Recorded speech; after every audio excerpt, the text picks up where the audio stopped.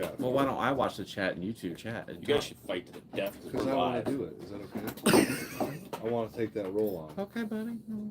Because I think that you would be good as a conversationalist. See with the them. lighting. Even if you're terrible. not in it. Is it? It's really dark. That's how we wanted it. We're gonna. Oh, okay. We wanted it kind of like just chilling on the porch. Yeah, you know? get more in there. There you go. Coming. Oh yeah, get in there, big boy. You can actually probably back up and then you'll be good. Yeah, there you See go. my fat knees. Yeah. I gotta change the color temperature on this. Tell me if you guys turn a little more like normal instead of that bluish looking Stacy's color. probably gonna text. I just said that. Hey, First thing she says, I go, Danny, we're gonna go live. She goes, can we make money from that too? Danny, Damn it, woman! Look at the screen and tell me if you're more skin tone instead of blue. Yeah, I mean it looks pretty good to me. And his screen is probably like darkened right now, so it's probably actually a little brighter. No, now the skin tone's correct. You see how my skin looks like it's a Yeah, white no, I person? agree with you how it fixed it. Yeah. For sure. It was too blue. It was too blue. Yeah, that fucking mic. David might know how to do that better. What? Thing needs to go. Yeah, get rid of it. Yeah. Pull it straight towards you. Yep.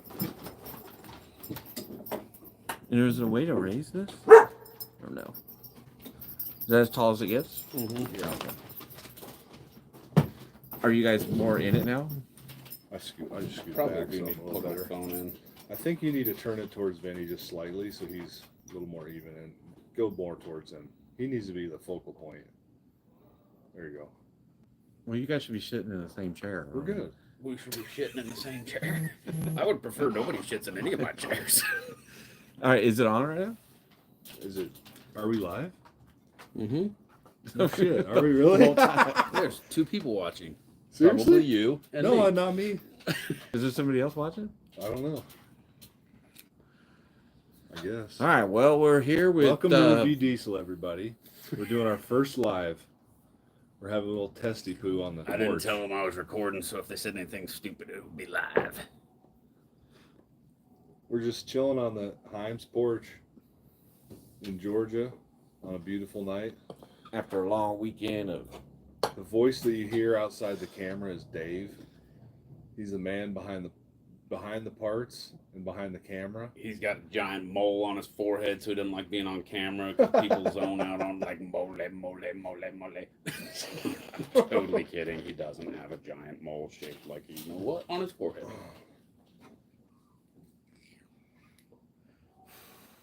So, what did you guys learn about diesels that you didn't know before this weekend? Dave, I'll let you start that one off. I learned a lot. I learned actually more about how to record and edit and mess around on YouTube videos than anything. That's important because I don't know any of that. Yeah, well, I mean, I think we all very much so benefited from the work that we put in this weekend. 100%.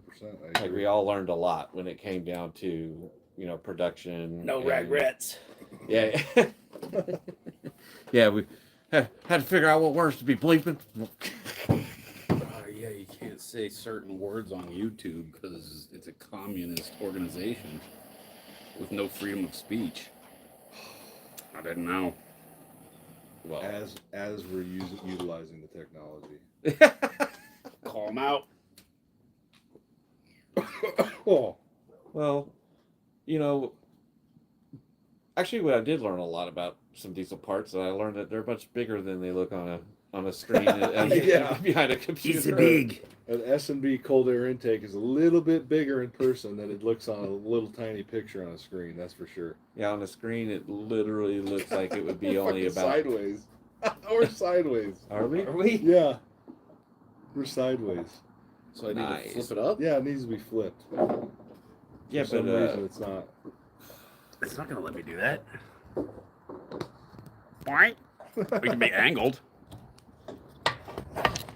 Oh, it's Cortland Cron. What's up, boys?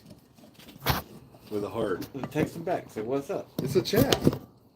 That's what I said. Text him back. It's a I can't get us both in there vertical.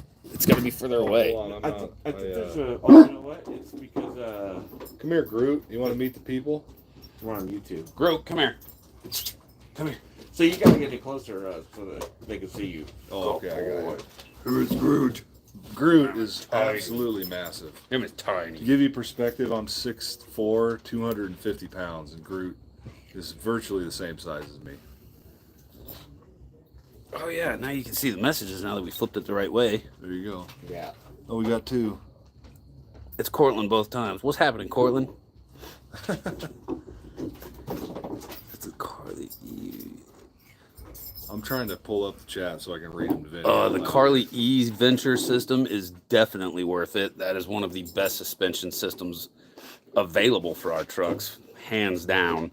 Those guys put so much money into R&D, and they literally take the trucks out in the desert and race them, jump them, just abuse the crap out of them. So anything with the Carly logo on it definitely has our approval rating, 100%. If you want to go Carly quality, maybe for a little bit less money, check out the S&B suspension, which is formerly One Up Off Road. Oh yeah, you know I then. already have a backcountry setup. Yeah, I ran the backcountry setup on my 5.9 Cummins. That's a gangster setup. We got another one, Wyatt Graham. What's up, Wyatt? What's up, Wyatt? Welcome.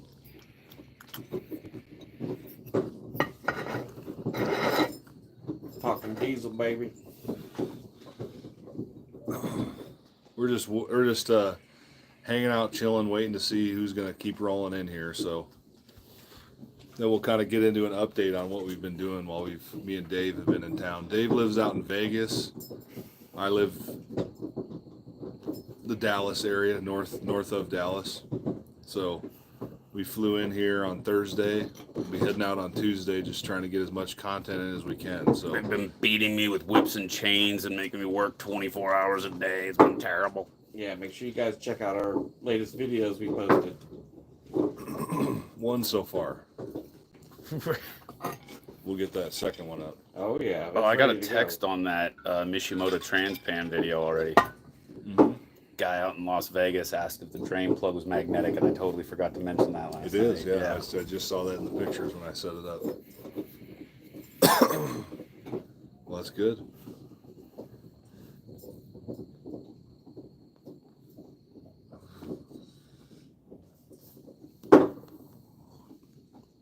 Eastern Washington, nice. I used to live in Post Falls. I got a bunch of friends over there in Spokane. You know Andrew Arthur?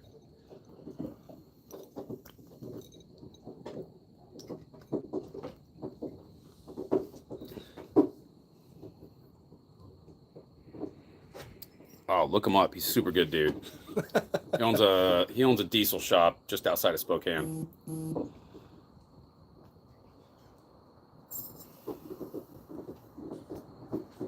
You want me to read that, or you want to read it? I can kind of read it. Got a I'll weird read it. I'll read it situation to you with here. 6.0. Wyatt says he's got a weird situation with his 6.0, 2K RPM towing, 5K fourth gear, going 50 mile per hour, and I get the bucking that comes with a miss. Any good diagnostic routes to go to identify the problem? I just got He said I just got foreskin. I would Foreskin.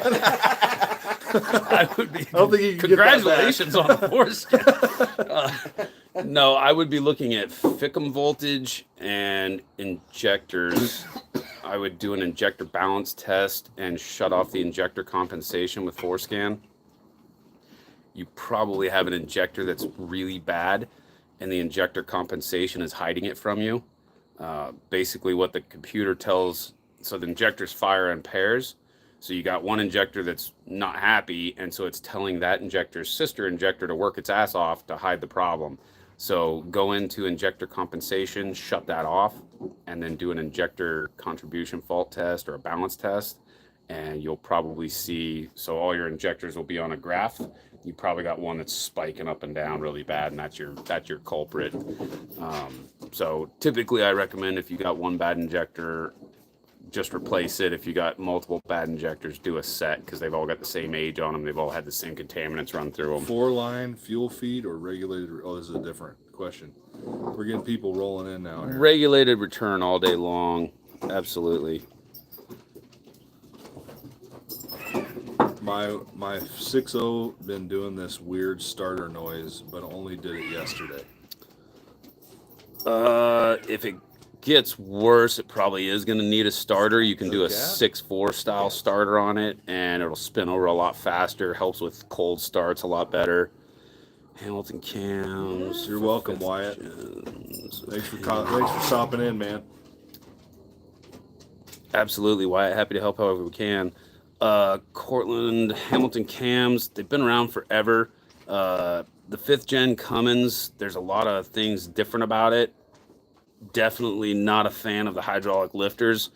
If you've got the budget that allows you to go to like a Hamilton Stage 2 with flat tappet lifters and go back to what worked for 5 decades, definitely do that. I highly recommend getting away from the hydraulic lifters on those 5th gens.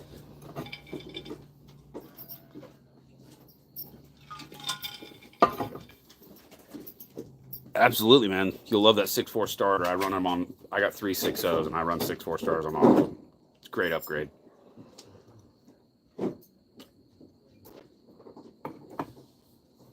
Man, this water's spicy.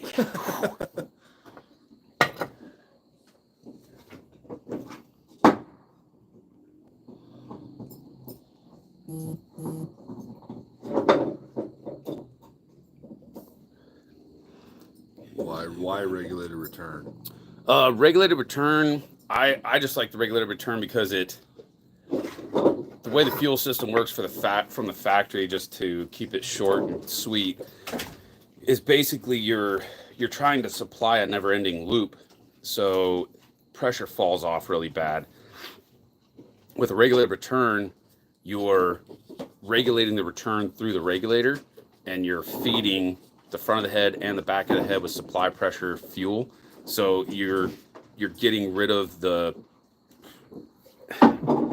just think of it like the fuel system's bleeding out and it's on constant life support. Like, it's super stressful on the fuel system. So your number 1 and number 2 injectors, they get great fuel pressure and supply volume, and then that supply pressure and volume falls off, and then 3 and 4 take a drink, and then it falls off, and then 5 and 6 take a drink, and then it falls off, and then 7 and 8 are back there just starving for fuel. And so by doing a regulated return, you're equally pressurizing all 8 injectors, and it's going to make those injectors live a long, happy life. And you can control it through the regulator. So the mistake that a lot of people do is they buy a regulated return kit and they put it in, they get it installed, and then they leave that gauge under the hood. That gauge is just for setup. So if you leave that gauge in there, eventually with 65 PSI of fuel pressure on the back of it, it's going to blow through the diaphragm and the gauge, and your gauge is going to start leaking. So if you do the regulated return, set it up, Placencia Octagon pressed black label, one of my favorites. Thanks for asking. But yeah, regulated return just keeps the injectors along, happy life. It really helps with fuel atomization, so much so that, like, I have a stock 6 liter with just a tune, intake, and exhaust. I get 13 miles to the gallon. My daughter's got the exact same truck with a built motor, with big injectors, with a big turbo, and a regulated return, and her truck gets 23 miles to the gallon, hand calculated. So it's 6 liters want fuel atomization, and once you get that fuel atomized properly, fuel economy is going to go up, horsepower is going to go up. They just love fuel pressure. 65 PSI of supply pressure on a regulated return. The biggest thing you're going to notice is an increase in fuel economy. I forgot. I'm just going to go in and post the link on Facebook. Yeah, and on Instagram. Thanks for showing up, everybody.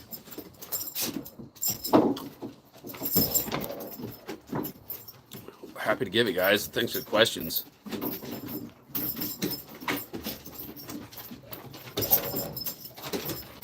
That sounds like they were just being cheap, honestly.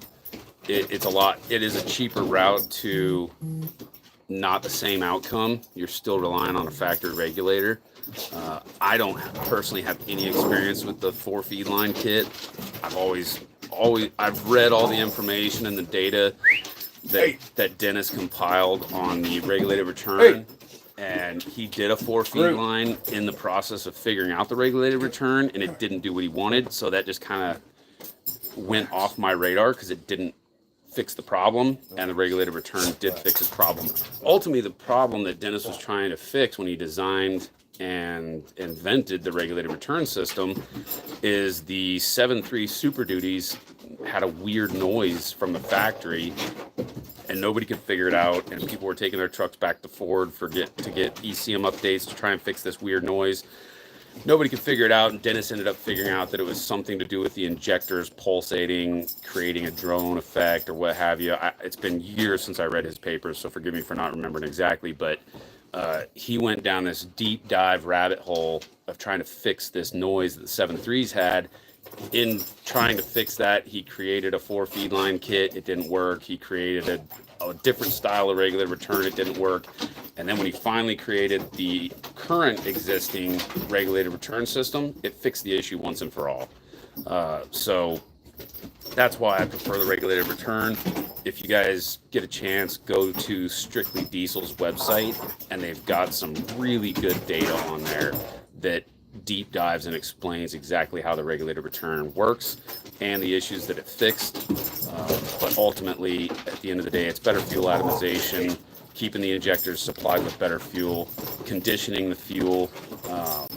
When you pair that with like a FAS or an air dog, then you're really cleaning the air out of the fuel, getting all the dirt out of the fuel. So the factory fuel systems on these trucks absolutely suck. Like, it's just enough to make the truck run, and that's about where Ford stopped with it. And then that's where the aftermarket companies came in and really perfected the system and gave us what we have today.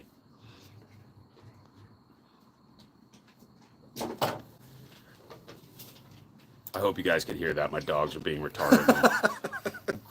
Greco-Roman wrestling on my deck. But if there's any part of that you didn't get, let me know in the comments and I'll go back. Groot's just a monster, dude. He's just an instigator. He's a 250-pound little puppy. Yeah, he's 12 months old.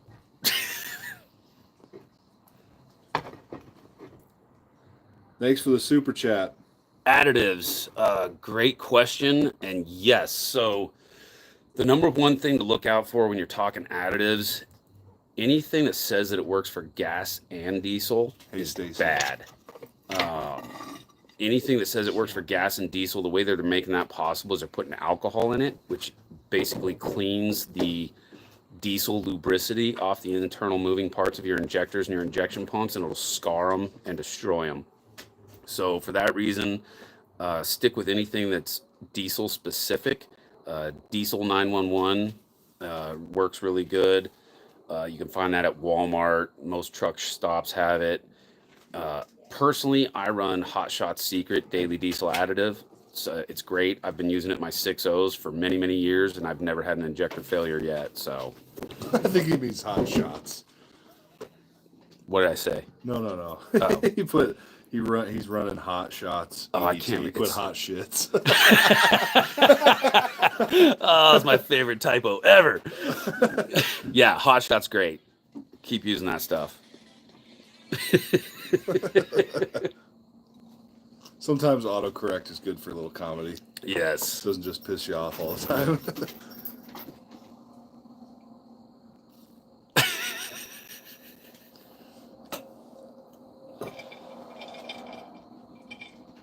We really appreciate the super chats. Yeah, absolutely. We got David out here from Vegas, and that boy needs to get out here to Georgia so we can put out some more content consistently. So we got to find a way to get him out here. I have tried a bunch of different oils in my 6.0s. Years ago, I got to see a Schaefer's oil. Like, I've kind of always looked at oil hype as just that. It's just snake oil hype. But there is some science that goes into it, and I appreciate it. But I ran Rotella. I ran Dello 400 for years on my 5.9 Cummins, and it worked great. And one of my buddies was going to diesel college, and they built a 12-valve engine, and the Schaefer's guy kept coming there and just harping on him to let him do his little thing and show off his oil. And they kind of kept running a guy off, and so they invited me down there. They were going to start this diesel engine up one day, and the Schaefer's guy showed up, and he was telling the dude that was running the class basically let me put my oil in there, and I'll show you how confident I am. So they fired this 12 valve engine up on a test stand with like a 1 gallon fuel cell feeding it. Let it run, did the cam break in, 2,000 RPMs for 20 minutes. And then the Schaefer's dude just goes over there and pulls the drain plug out of the oil pan and drains all the oil out of it while the engine was still running on the test stand. And he sat there and shot it with a temp gun all down the sides of the block, main bearings, rod bearings, those areas, the camshaft area. The engine never heated up, not 1 degree from the time he drained the oil out of it until it ran out of fuel and eventually died. So I was pretty much sold on Schaefer's oil at that point, and I've stuck with it. Running Schaefer's oil in my 6.0, you can literally hear a difference in the way the injectors fire. So give Schaefer's a shot, see if you notice what I've noticed, but better throttle response. Just the truck just runs a lot happier when I've got fresh Schaefer's in it. No more duck. Yeah, shell with Hot Shots additives, that's good. So Hot Shots additives, you notice they're green. That's Molly, and Molly's what makes Schaefer's green. So Schaefer's has a really deep green hue to it. Schaefer's is kind of weird. So they have like outside sales guys that there's one in your area. So if you get on their main website, Schaefer's Oil, and put in your zip code, you can find your local guy, and he'll actually come to the house and deliver it to you. So it's super convenient. What do I need to fix my 6.0? Joe, there's nothing that's going to fix your 6.0. I think the problem is right behind the steering wheel. I think the problem is it's supposed to be a train. Right? It's supposed to be an army tank. With that freaking horn on there. Good God. We were hanging out here last night. I didn't know Joe had a train horn on his damn truck. Tell them to post some pictures of their trucks. You can't do that on YouTube, unfortunately. But you guys can go on our Facebook page and post up pictures of your trucks. We'd love to see them. Yeah, we're about to put up some posts on Facebook asking the community out there to join us in this Review Diesel site and get some customer and follower pictures of their trucks up on our site for the different categories and different places, stuff like that, to get them featured. So head to Facebook and post your guys' trucks if you guys want, or send in a private message, whatever. So yeah, because once we put your truck on that featured category, we're not going back and changing it, so your shit's there for life. That'd be pretty dope. I got a train horn on mine. Haha, owner before me installed it. Fuck, man, that'll make you shit your pants a little bit. They're handy when you run into a herd of spandex warriors. Everybody has a heart attack, goes off the road. You have a nice day.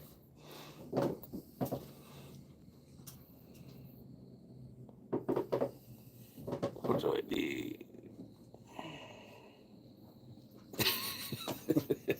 Nobody likes spandex warriors. Let's just, So, Dave, what else did you learn while you're here?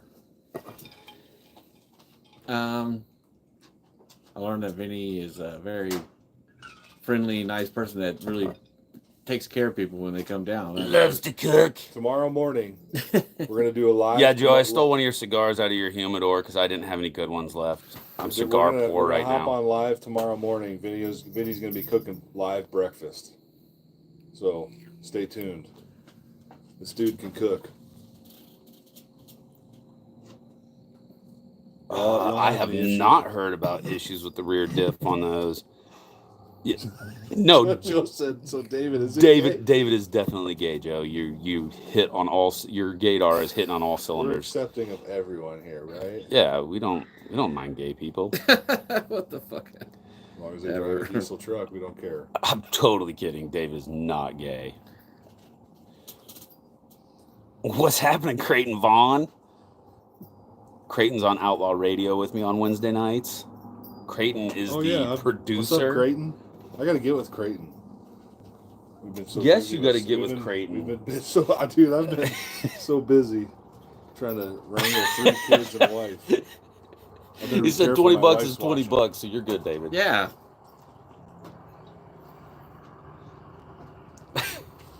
You're absolutely right, and Joe would agree. We like you too, bro.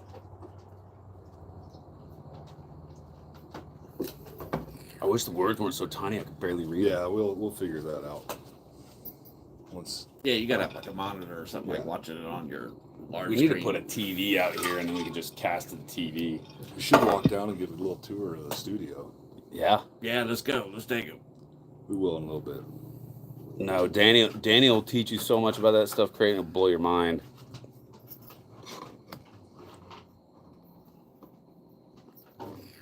We got to get the Outlaw Radio channel hopping.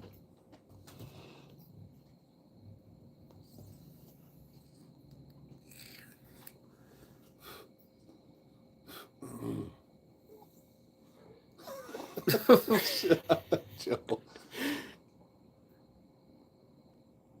We miss you, Joe.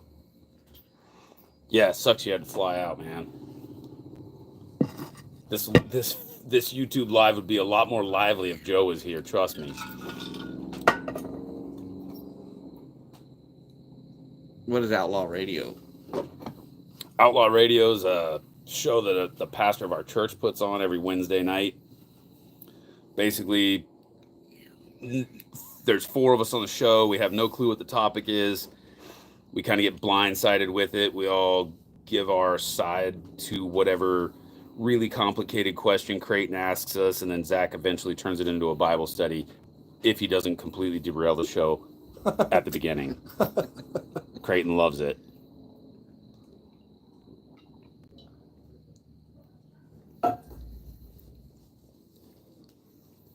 Oh, it's great, Cortland. You'd love it. It's usually very controversial, 8 p.m. every Wednesday night.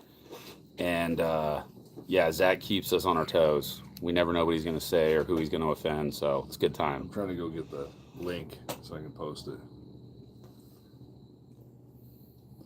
Review Diesel's not even a subscriber of theirs, Vinny. Come on now.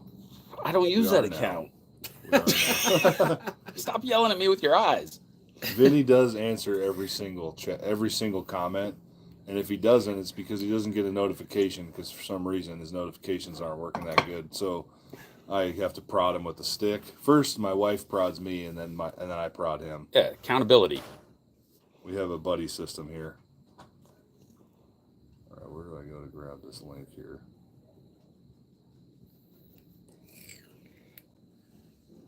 The Outlaw Radio, all one word on YouTube. Here, let me grab this. I try, Cortland. I really do try. I don't know if I can post this in the. Nice. See? What? What is I it? answered his question within 15 minutes. Oh yeah, no, I'm not saying that. I'm just saying, hey, come on, now don't get all. Why is it sideways? Oh, this should restart. Yeah, it restarted for me. What's in your cigar, bro? What's in my cigar? Getting all sideways over there. It restarted the live. Let me see. I don't. Have fun, Cortland. We should be appreciate you able to stopping by, post man. links, right? Say hi to everybody in Western Washington for me. There, I just posted the Outlaw Radio link. Go subscribe. Give them some love.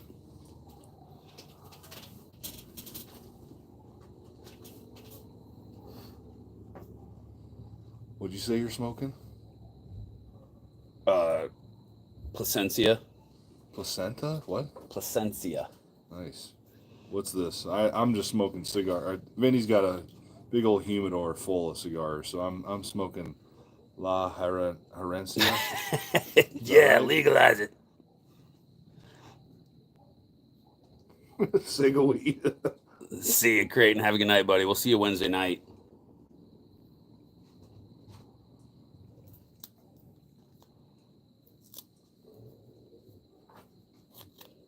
It should be legal. It's a plant. Ain't nothing wrong with it. We could get into what the definition of legal and lawful is, but we're not going to go there. Right?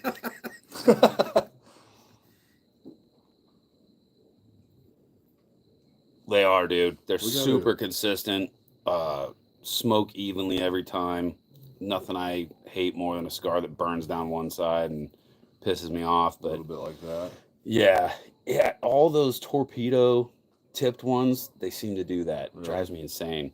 But yeah, Placencia makes a great cigar. I like the green label and the black label of the Octagon pressed.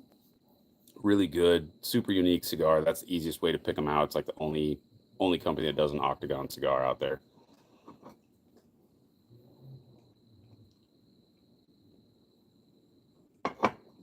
I like the LFD Triple Zero Maduros. Those are also really, really good with a red label. That's usually my go-to, but we've been working so hard all weekend, videotaping and editing and shooting, that I am cigar poor and haven't been to the store. You can get them online. You can get them. Cigars International always has them. Check out Cigar Bids. It's a bid website. You basically go on there, bid on the cigars that you want. Sometimes they have Plasencias, sometimes they don't. It's usually warehouse overstock. Yeah, Joe loves a Liga. But Cigar Bid, go on there. All the ending soon auctions end at midnight. So if you jump online at like 11:30, go to the ending soons and then jump to like page 20 and bid on everything you want from page 20 on out. Nobody ever goes that deep, so you'll usually win most of those bids. I've literally won $200 cigars on there for $1.99. It's all about timing and when you bid and how you bid. So you find a box of 20, starting bids $8. I always punch in 12, and I'll do like a maximum bid of 35, and you can get some pretty freaking amazing deals on there.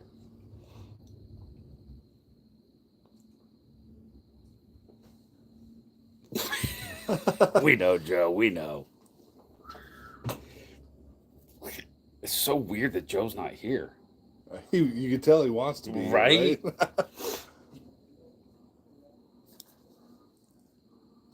I'm drunk on a plane freighting.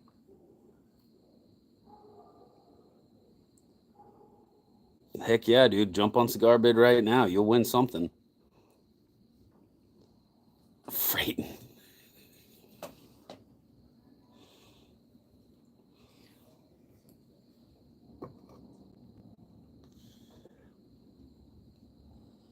What are you vaping on over there?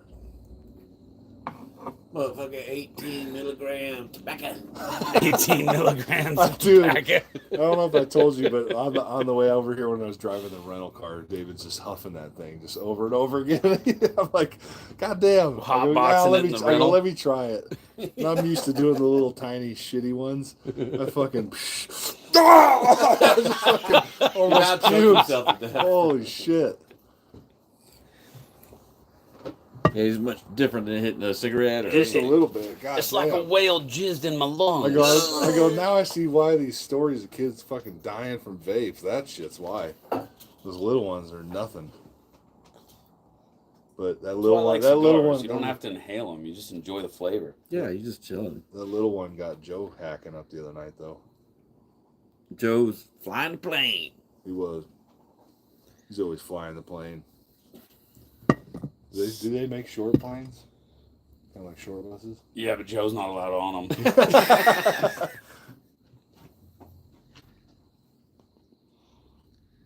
That's so funny. It's on a delay. I'm watching it. It's delayed.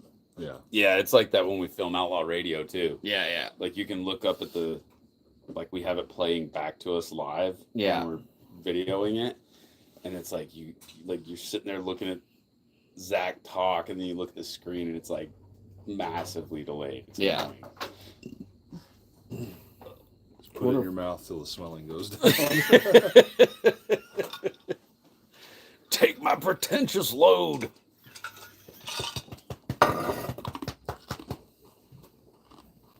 Joe's favorite dog, Toby, is out here.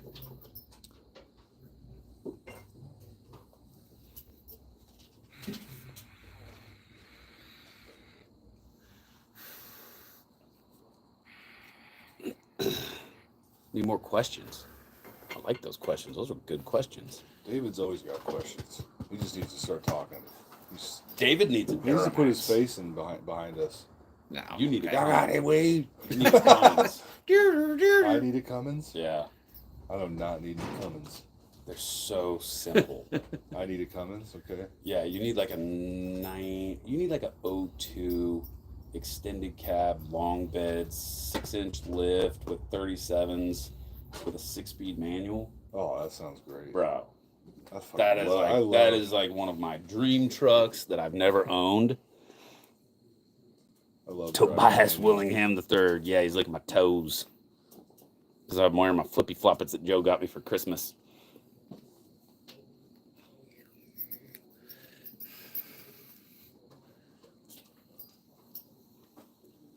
I will get another truck. I wonder what all these buttons on the side do with the blue dots. Let me see here. I'm new. I don't know what to do with my hands. That one's probably mute. That one turn the video off. That one's maybe refresh. That one's to blur the background. That one's a filter. You want to see what filters we can Yeah, run? one of them gives you will Oh, give you the Lord. like the stuff on your head and shit. where you're Oh, like, Lord. I'm going to get in trouble with that.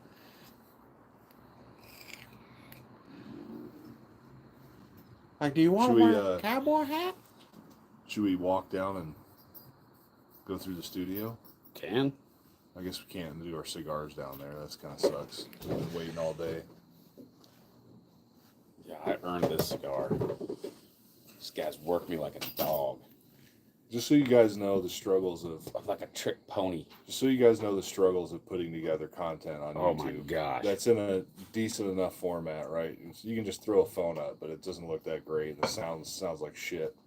And then you get people commenting about sound, and so we brought David in, who's a professional photographer out in Vegas. I've known him for years. He's a jack of all trades. Leaning. Oh, you can't see yourself. Dave.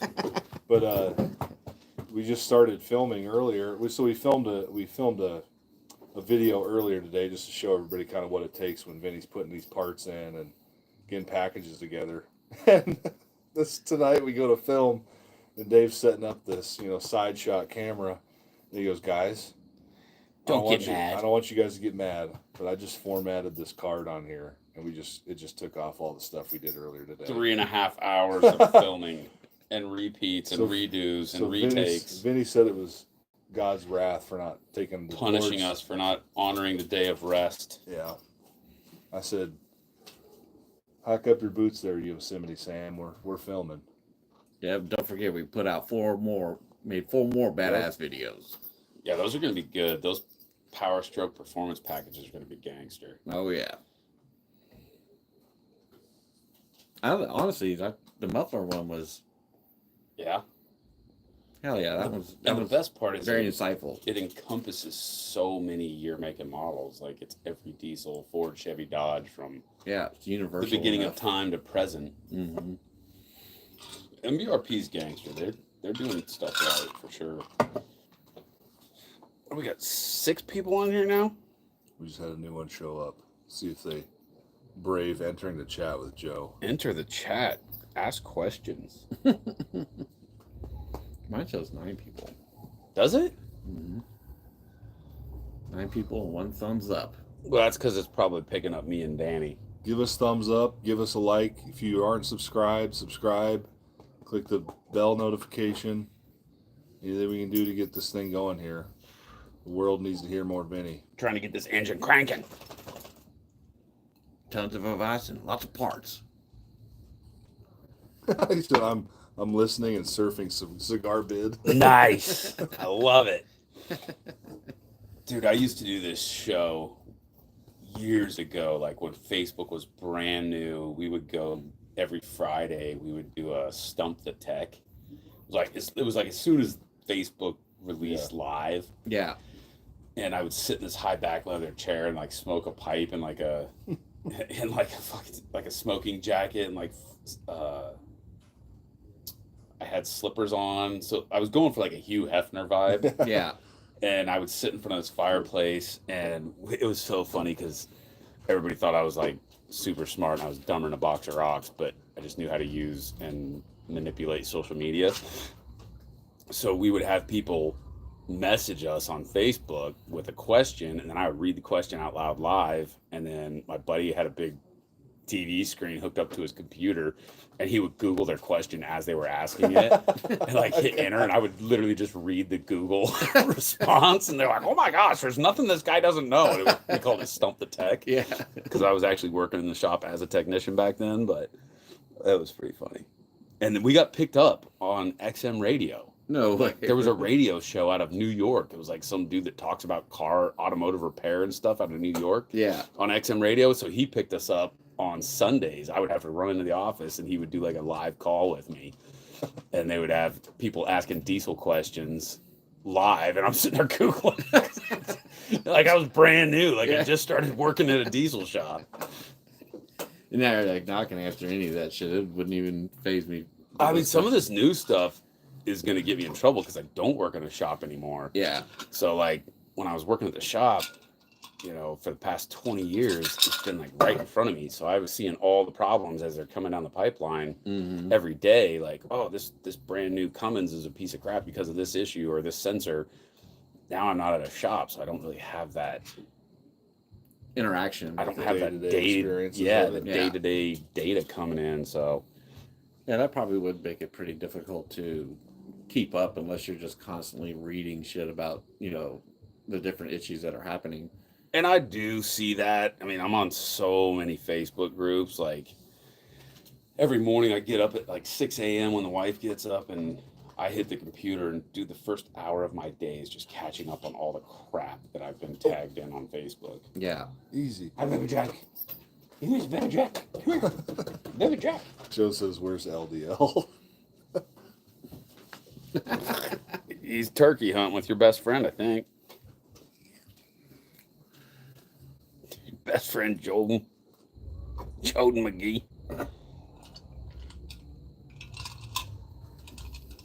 Oh no, my glass has a hole in it. I'm gonna need some more water.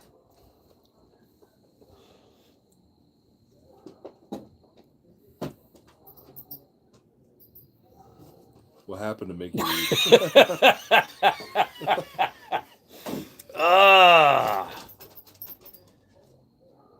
A series of unfortunate events.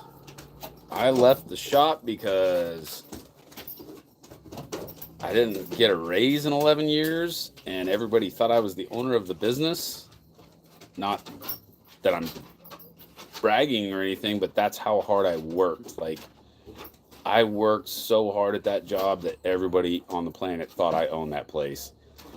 So to not get a raise in 11 years, that kind of sucked. But I love the business. I love the company. I love what we were doing. I loved what we represented. And when I improperly dealt with the EPA in the way that the owner wanted me to deal with the EPA, somebody else was put in charge and treated me like crap. And I didn't appreciate that. But I put up with it for about 5 years. And then we said sayonara, and here we are. Selling our bodies on YouTube Live for Joe. for Joe Cooey's entertainment while he's freighting. I'll take it. Yeah. Yeah. Keep this chat going until ain't nobody left. Right? I'm going to grab some more water. Questions. We need more questions.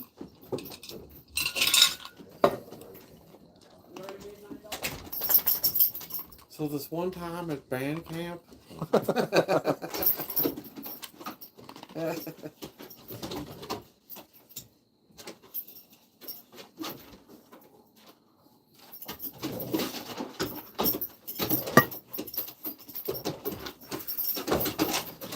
all I see is half your face. Hey, Drac. Drac. Knock it off. Oh, we got a super chat here. Yeah. We got a super chat. You ready? I'm ready. So your first question. I've seen a video come out from Insane Diesel, 900,000 mile engine with their bypass system and Lorenzo's oil and fuel additive. Cannot find any other info about that oil out there. I change oil every 4,000 miles using T6. I would ignore that video, pretend you never saw it. I am in the business of selling diesel parts. We can sell you those parts. We can sell you that oil. At the end of the day, I have seen too many trucks make it to 1,000,000 miles on stock oil filtration with really terrible oil. And by terrible oil, I'm thinking, like Walmart brands, stuff like that. I cannot buy into the extra oil filtration and bypass kits and stuff like that. In the 20 years that I've been in this industry, I have taken more of those systems off of customers' trucks because of problems that they presented than I could ever see selling you something like that on. So oil bypass kits, extra external oil filter kits, they are a waste of money and a waste of time. Save that money you would spend on that kind of stuff. If you want a really good oil, run Schaefer's diesel oil. It works great. I've got a lot of experience with it. I had a fleet of Cummins trucks when I lived in Idaho. I owned a timber frame home company. I ran a fleet of Cummins trucks that ran all over the West Coast, all over the Rocky Mountains, factory oil filters. We ran Schaefer's oil only for this. We were running so many miles that I could easily put 1,000 miles on a truck in a week. So if I was doing oil changes every 3,000 miles, I would be changing my oil every other weekend. So I started running Schaefer's oil in my fleet of Cummins trucks just because I could run it for 20,000 miles, send an oil analysis out to Caterpillar because I had a lot of Caterpillar machinery back then. And Caterpillar at 20,000 miles, Caterpillar would send back my oil analysis on my Schaefer's oil and tell me that it was basically perfect. So it saved me a lot of money in oil changes when I was hot shot trucking out west. Did it impress me? Yes. Could I do that on Delo 400? I would not recommend it. I would not do that. Schaefer's has a ton of moly in it, and moly will, it's like the slipperiest substance known to man. So it will literally plate bearings. The only way to remove moly from your engine is to tear the engine down and sand the coating off of those surfaces. So if you're worried about wear, run Schaefer's oil, run a good factory oil filter, take the money you were going to spend on that oil bypass system and put it towards something really cool. What kind of truck do you have?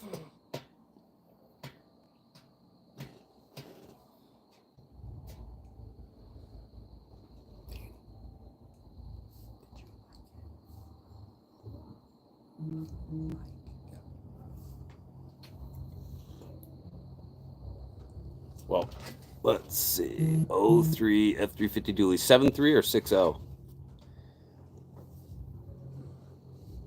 6 liter. Nice. My guy.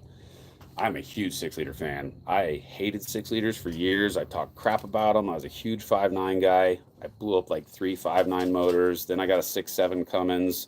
That thing popped 3 head gaskets before it had 100,000 miles on it. And then I moved down here to Georgia, and my buddy's building these 1,200 horsepower 6 liters and was like spanking everybody in the diesel industry at sled pulling with a 6 liter, and it blew me away. I felt like the biggest retard on the planet, so I bought a 6 liter piece of crap, $350. Ford told the guy it needed a motor. I bought it for $350, put 2 batteries in it, filled it up with oil, and beat the dog crap out of that thing. I tried to no, it was a Skippy truck. Oh, okay. It was a standard cab, 2-wheel drive, lineman truck from. Yeah, you had that when the first time I. It's the fastest thing I've ever owned. I will say that. I've owned a lot of imports and built imports when I was in high school. A bone stock 03 F250 2-wheel drive 6.0 with a hot custom tune on it, S&B air intake, and a fastest thing I've ever freaking owned. That truck was so much fun. I loved it. Definitely run Schaefer's in your 6.0. Throw all the external filter crap out the window. Spend the money that you would have spent on that on a fast fuel system. That will net you more smiles per gallon than anything else. And a Fickum tune. Throw a Fickum tune on that thing. Power Hungry Performance, 80 horse Fickum tune. You will be shitting grins all the way to the bank. You will love it. 76,000. Wow. Bro, that's a badass truck. I would never sell that thing. Stud it when it needs it. Enjoy it. Drive it. Throw an 80 horse Fickum tune on it and a fast fuel system.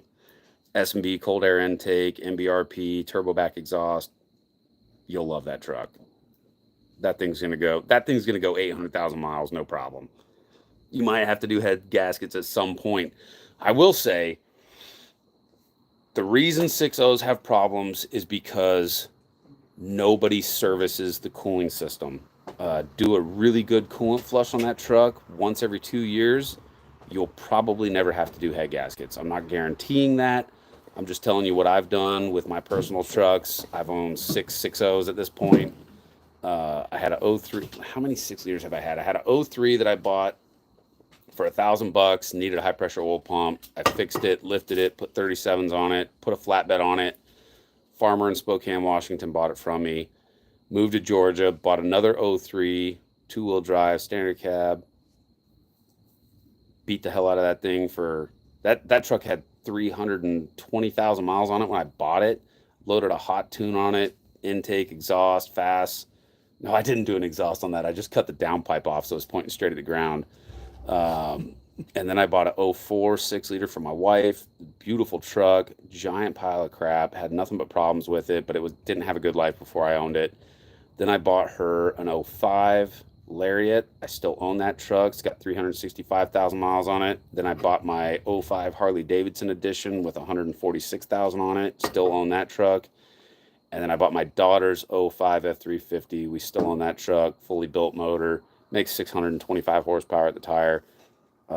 Yeah, so I've had 6 liters. Love them. Great trucks. Eric said he's currently got an 03, 05, 07, and 11. Nice, 6.7. Eric. Heck yeah. That 2011 6.7, have you had to put a turbo on it yet?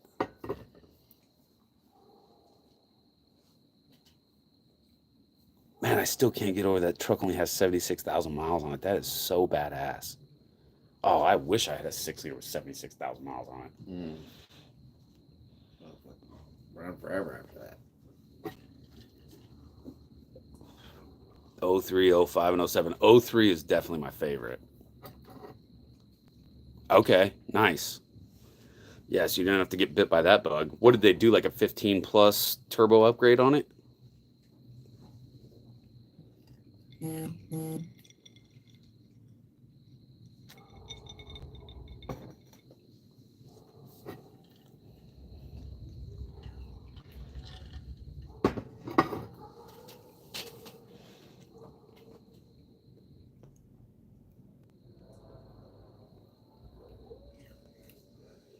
Ooh, the coyotes are starting up out here. Yeah, they're ready to eat. Time to break out the 300 blackout with a night vision scope. Get to work. Nice. I wish we could put photos on here. You guys got to go to our Facebook page, share pictures of your trucks. I really want to see them. That thing sounds gangster. 10-inch lift. What brand is the lift kit?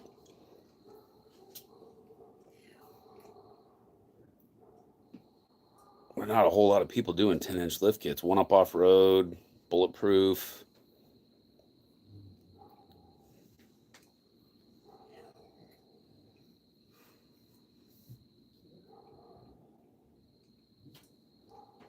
Pro Comp, nice. I had a Pro Comp 6-inch on my 05 Lariat.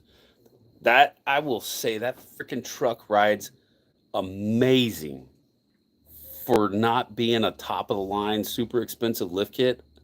Pro Comp throws down, man. Pro Comp throws down for very little money. It's a super good lift kit. Throw some Fox shocks on that thing.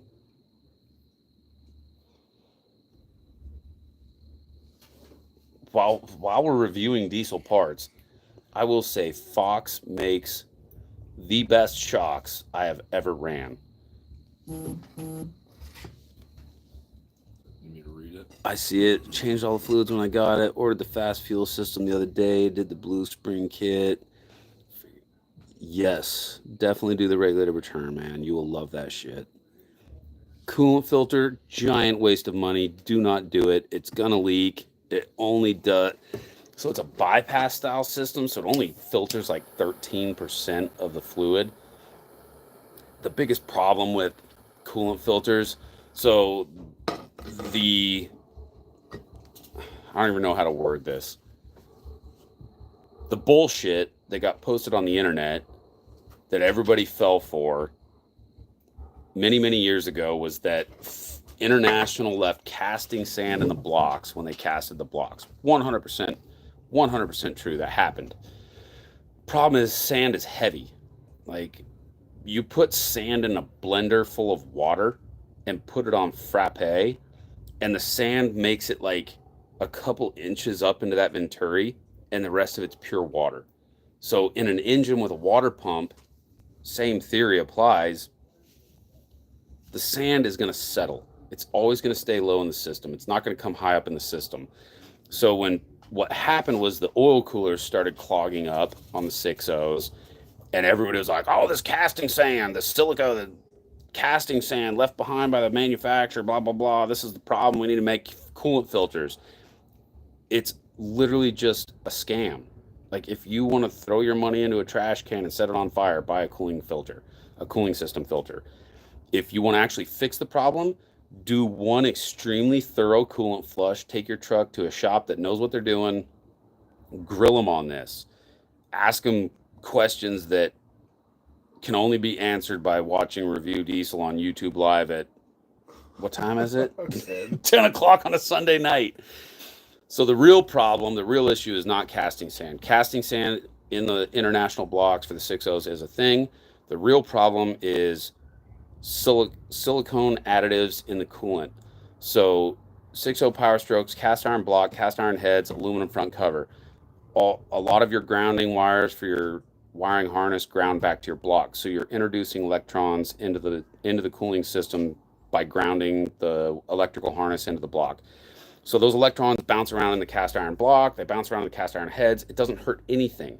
But when those electrons bounce around inside your aluminum front cover, it starts eating away at the front cover. So if you look at a truck that nobody's ever serviced the coolant on, and you pull the water pump out of the front cover and you look down in there with a magnifying glass and a flashlight, you'll see little pits. Looks like somebody shot the front cover of the engine with birdshot. That's the electrons from grounding the wiring harness back to the block, eating away at that aluminum. So Ford put silicone additives into their Ford Gold coolant, very similar to what Duramax did with the DexCool coolant, because Duramax is our cast iron block with aluminum heads, aluminum front cover. So they had to put a ton of silicone additive in their coolant to combat electrolysis. If you don't, it'll eat the cylinder heads, it'll eat the front cover. Same thing on a 6.0, it'll eat the front cover. So everybody posted online to put Cat ELC coolant in your truck, because as that silicone breaks down and separates in the coolant, it gets stuck in the oil cooler and clogs the oil cooler up. And so somebody posted on a forum back in the 2000s that you should put Cat ELC coolant in your truck because it doesn't have silicone added to the coolant. Well, yeah, great. You didn't eat the oil cooler, you didn't clog the oil cooler up, but now we're eating front covers up left and right. So much so, call a Ford dealership and try to order a front engine cover for a 6.0 Power Stroke. They've been on nationwide back order for like a decade and a half, because so many people ran Cat ELC coolant in their 6 liters that ate their front engine covers up. Do not run Cat ELC coolant in your 6 liter. Run Motorcraft Gold, change your coolant out every 2 years, flush it really good every 2 years. You will not replace oil coolers, and you probably won't have head gasket issues if you do that. I use Xerox red. Yeah, if it's red, it's got a lot of silicone added to the coolant. That's fine. And he said best to relocate your oil cooler. It's best to maintain your cooling system. If you're not responsible enough to maintain your cooling system, definitely relocate your oil cooler and go to like a bulletproof front mount oil cooler. I agree with that. But definitely service your your cooling system and keep that coolant changed out. Also, the low pressure oil pumps eat the cooler, or eats the cover. Yeah, they don't. Lifter failure would cause the low pressure oil pump to eat the cover for sure. Lifter failure is going to be from running the oil too long or running the wrong weight of oil. Definitely make sure you run the weight of oil that's specified on the oil filter cap and change it every 3,500 miles. That will prevent that from happening for sure. What is your opinion on the XDP oil cooler back flush kit? Yeah, do it. Yeah, I'm not a huge XDP fan, but I definitely do it. I can't say anything bad about that.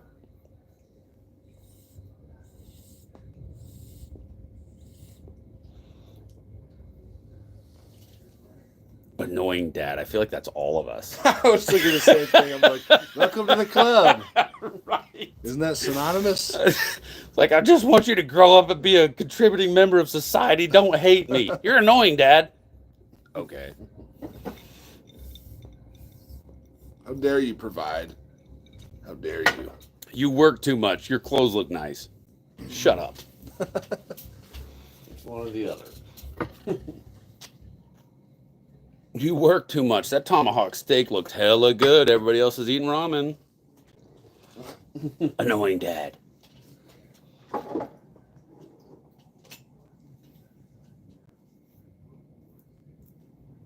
Man, this is great. We've got some really good questions Yeah, tonight. this is awesome. I was just expecting to. I was just Hang out, expecting to see how it smoke this runs. cigar and enjoy my evening, but you guys have Okay. made it awesome. Joe must have finished doing what he was doing. He must have said, now we're shutting the Wi-Fi. That battery just passed out. in his Joe's seat. passed out on a plane. Yeah. What's happening, Parker? Thanks for joining us.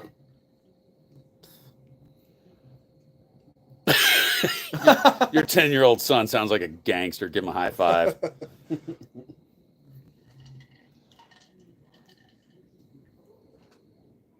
The fact that you did it means you're a freaking awesome dad.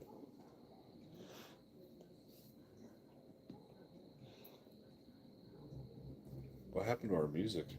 Oh yeah, we're using the phone. Huh? Yeah. My phone battery got below 15% and Yeah, said, makes screw you, sense. no more music. Makes sense. I should probably plug it in before we lose this. Yeah, because we plan on going downstairs and we might want to plug it in. Plug it in. You want me to get a plug? Probably not a horrible idea. We're going to have to figure out this phone situation. Situation. Live streaming on the porch. Parker, what kind of truck do you have?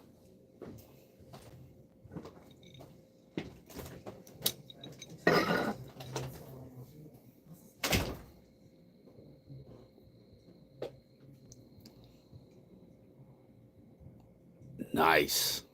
That's gangster. Next generation, man. What truck's he getting when he turns 16?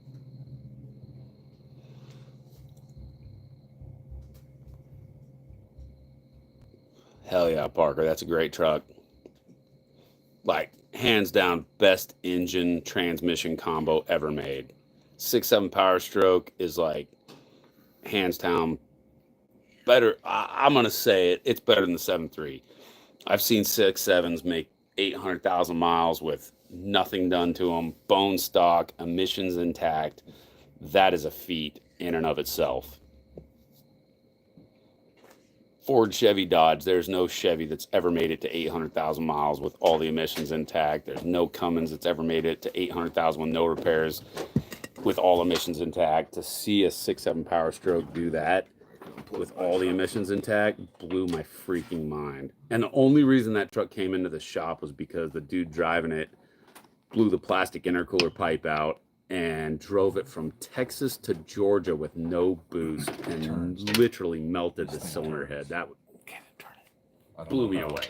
Insane engine. That thing is so tough. He wants a 7.3 because he wants a ZF6 freaking stud. Gosh dang. Annoying dad's 10-year-old son leaves some pussy for the rest of us. Cheese and rice. 10-year-old kid that wants a 6-speed manual. Sorry, we're plugging the phone in. Yeah, we're plugging the phone in, guys. Sorry that we're floating around. Just my battery's dying. I didn't think anybody was going to get on and watch this stupid thing, but here we are. I posted it to Facebook. So. I just wonder if Casey said she posted it. 200,000 on If you're on That's TikTok, badass, go Parker. find us on TikTok, Facebook, Instagram. Dude, I was so anti TikTok until like a year ago. And then I realized like the new generation of diesel enthusiasts are all on TikTok. Like, Mhm. you have to be there. Yeah. You're going to have to read me comments now because I can't read them that far away. I'll get it. Yes, I have a job. If we start did you see? jiggling, it's What was the because last thing Dave's you saw? arms start shaking. Oh, hey, I can read that really good. Okay, yeah, I'm up to speed. We're all caught up. Parker's 200,000 mile 11.67. That's Oh, yeah. low miles for an 11, dude. I mean, geez, I've got a customer with a 2019 with 800,000 on it. That's insane. Cylinder head question. Is it worth it for the KDD or Power Stroke product heads? So I don't want to talk bad about anybody's stuff, but one of those is made in China, and the Kill Devil diesel heads are made in North Carolina. So those definitely Kill Devil diesel, great product, great company. I know Jared Alderson, the owner of the company, super good dude. Anytime I've had problems with any of their products, they have just been Johnny on the spot to make it right for us and the customer. So I really appreciate that. Nobody's perfect. So the whole point of this channel is reviewing diesel parts and getting you guys good quality parts at a good price. I could care less about the price, but how people take care of other people is what makes me tick. I'm a people person. Like, I just want people to have a good life, good experiences, save the money where we can, but ultimately, good products stand out beyond good prices. So Kill Devil's got a great product. that's how I know where to put it. Is I'm looking at my You're gonna camera. With that. Eric has a really important question. He said, will his son turn gay if he buys him a F-150? Laugh loud. I drove an F-150 for a year, and I have a super shy butthole, so get him that F-150, man. They make it with an eco diesel, so I don't know how to say that name. Oxetane? I don't know. Is there any other way to supply fuel to the DPF for regens on the Fords than how they do it now through the injectors? It's probably Oxetane. Probably. So with Good job, the with the introduction of urea, the injectors kind of took a back seat as far as the regen process. Not completely, but a lot. So like 08 to 10, the injectors were playing 100% role in the diesel particulate filter regeneration process. Once urea, DEF, diesel exhaust fluid, came into the scene, the injection cycle greatly reduced and the urea took over that role. I hate DEF. I don't like it. Tuning would be more beneficial than anything. Really good tuning. Corey Willis went to battle with the EPA on tuning, specifically delete tuning, and he proved to the EPA that he could make a diesel engine run cleaner deleted with tuning than it could run undeleted with a factory file in it. And that data surprised me a lot. It didn't get really public for certain reasons. Fuel additives, fast fuel systems, conditioning the fuel definitely plays a role in regeneration cycles. Conditioning the fuel does help a lot. Fuel atomization does help a lot. And fuel additives, ultra low sulfur diesel doesn't burn the way that older diesel, like, I'll say this, prior to 2007, when we had to switch to ultra low sulfur diesel, we did not replace diesel injectors. It was not a thing. The diesel fuel was very efficient in the way that it was designed and the way that those fuel systems were designed. The fuel injectors lived long, happy lives. 07 came along. We had to switch to ultra low sulfur diesel. DPFs came into the picture. EGR came into the picture. and all of a sudden diesels just became these super problematic piles of crap. Emissions doesn't work with diesel. It's too dirty. Fuel additives definitely help. I've ran Hot Shot Secret for years. I've got some new diesel fuel additive here that we're going to be doing some testing with, and there will be some review diesel videos on that. We're compiling data on that, and we can't release that until we get the data back, and that takes a lot of miles and a lot of time. So I've got some big road trips coming up. We're going to run this new fuel additive. We're going to let you know how that results. I've got a truck equipped with EGR, and I've got a truck equipped with a catalytic converter. I do not have a truck equipped with a diesel particulate filter at this time. I have a couple of friends that do, and we will get that data and compile it, and we will make a video on it. I'm super excited about that video. But yes, fuel additives, good fuel additives will make a difference in regen.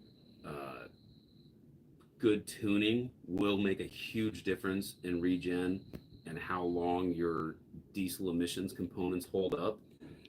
If we can reduce regen cycles, that's the key.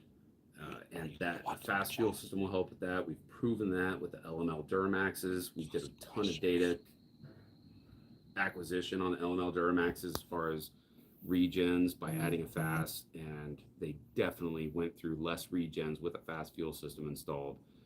6-7 power strokes as well, less regens with a fast fuel system installed. Really good tuning, less regens across the board. So Ford, Chevy, Dodge all benefited from really good tuning. The best tuning company on the planet, hands down, PPEI. Corey Willis's tuning, he's done more product testing with the EPA than anybody else on the planet. His tunes are super, super clean. I highly recommend if you have a newer generation diesel, 11 and newer, you should be running PPEI custom tunes or their canned tunes if you don't have a bunch of stuff done to your truck. But yeah, tuning plays a huge role in regen. Eric said my 07 has 300K. That's nothing compared to 800K. Laugh out loud. I mean, 300 is nothing to snark at, man. That's pretty gangster. No problems. And then he also asked, I'll come back to Parker, but he also asked Hot Shots good for the 6.0 injectors. Hot Shots has been great for my 6.0s. I've been running Hot Shots Secret in my 6.0s for the last 12 years. I've never replaced a single injector. And that's huge. 6.0 injectors typically on pump fuel with no aftermarket add-ons. 6.0 injectors nowadays make it about 150,000 miles and they take a dump. So Hot Shot Secret, I've been running it in all of my 6.0s. Hot Shot Secret Daily Diesel Additive. I'm not sponsored by them. They've never paid me a dime. I pay full price MSRP for their fuel additive. I don't get any deals. I'm not promoting them because they pay me to. It's just what I've ran for the last decade and a little more, and it's worked great. I haven't had to replace a single injector. My fuel economy's up. My injectors are quieter. On the fuel side and on the oil side, I've run their oil additive and their fuel additive, and it's been great. Parker said, and I'm building a 2008 6.4 Power Stroke. Oh, you are rich as fuck, son. I am not rich enough to own a 6.4 Power Stroke. They're great when they're great, and when they start having problems, it's 20 grand off the rip. Like, I wish I could afford to own a 6.4. Good for you. I wish I had your financial problems. An annoying dad said I rock that Hot Shots in my fuel and the Stiction additive. Yep, I run that in my oil. What's the Stiction additive? So, in a V8 diesel engine, every time you change the oil, since the cylinder heads are sitting at an angle, the valve covers are sitting at an angle, the rocker boxes are sitting at an angle, when you drain the oil, a little bit of oil stays in the engine. Yeah. Inevitably. Yeah. And so over time, that leftover oil, it breaks down and it becomes waxy. And so that waxy residue is what creates stiction, specifically on the spool valve of the injector. So there's a little tiny camshaft inside the injector that's electronically excited, and when it builds up that waxy residue on that camshaft, you'll get an injector miss.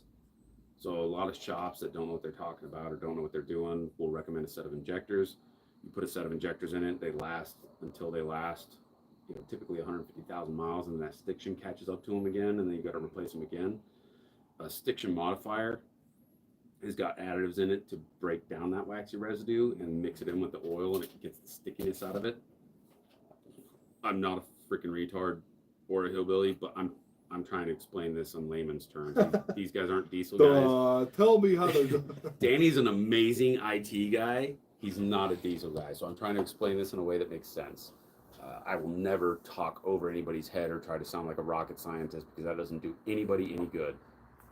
You don't need to get the IT guy in here. The way that I explain that, does that make sense? Yeah, it made perfect sense. I'm a nerd, but not full blown nerd. So He's only half a nerd. You're nerd enough, boy. Nerd You're enough. nerd enough, I'm boy. glad Joe's not in the chat. He should be tearing me apart. Eric said, "Is there a pro tip for changing the Y pipe on the 6.0?"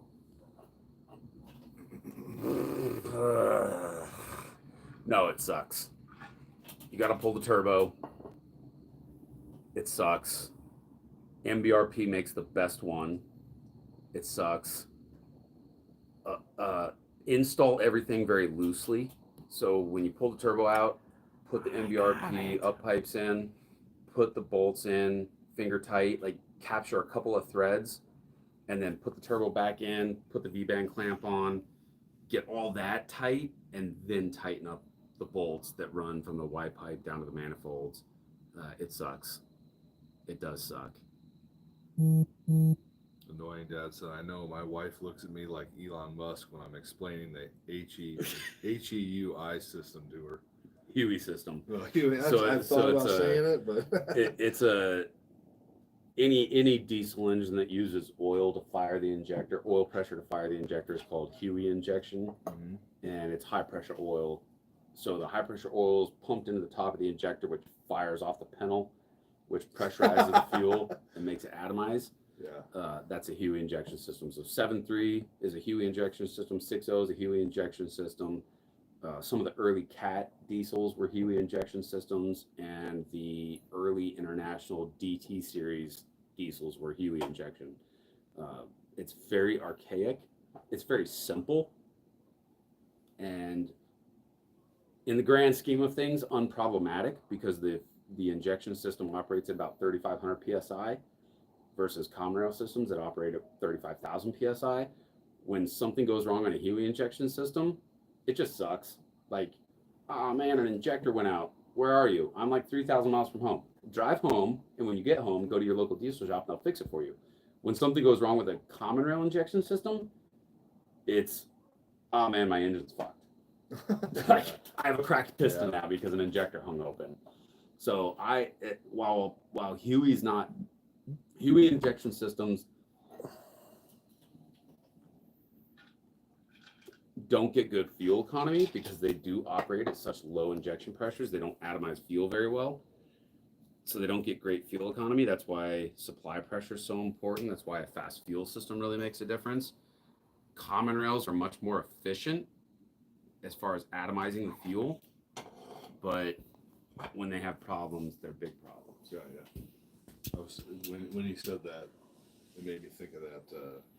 I think we've done like a reel or something on it where that guy, I don't know if you see that, he's like a fucking old school, one of those like, it reminds me of like a CAD system, one of those old school things you'd watch in high school of a tutorial. And the guy's like, now, if you come over here to the firm clamp, it has the prefambulated oscillation. It's like, so this is what my wife hears when I try to explain anything about my truck.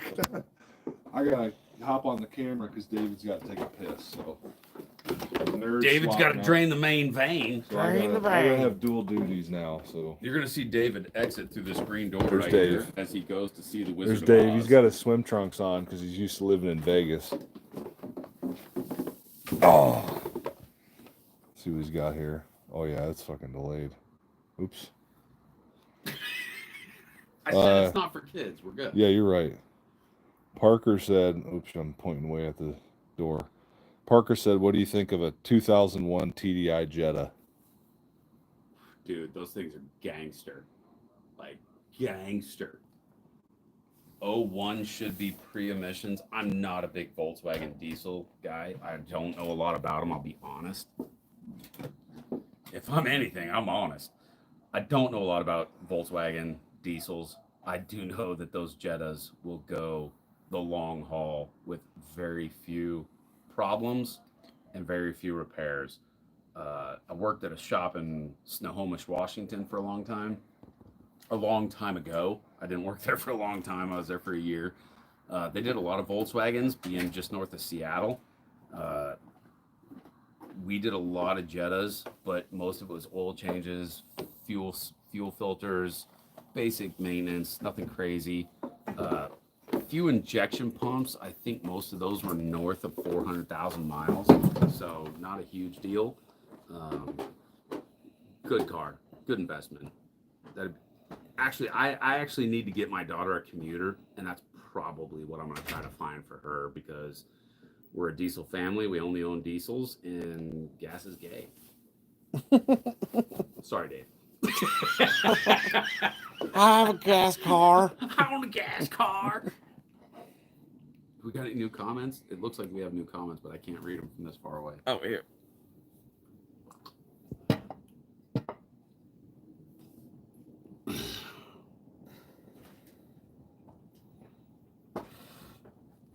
What do you think of a 2001 TDI Jetta? Hell yeah! Sorry. I'm with annoying dad. Definitely put a tractor stack through the hood of the Jetta. You ain't lived if you ain't hood stacked a Jetta. Had to get a second stick. Rocky Patel Decade. Rocky Patel doesn't make a bad cigar. No, they're all good. If I could just find something to stick right underneath here.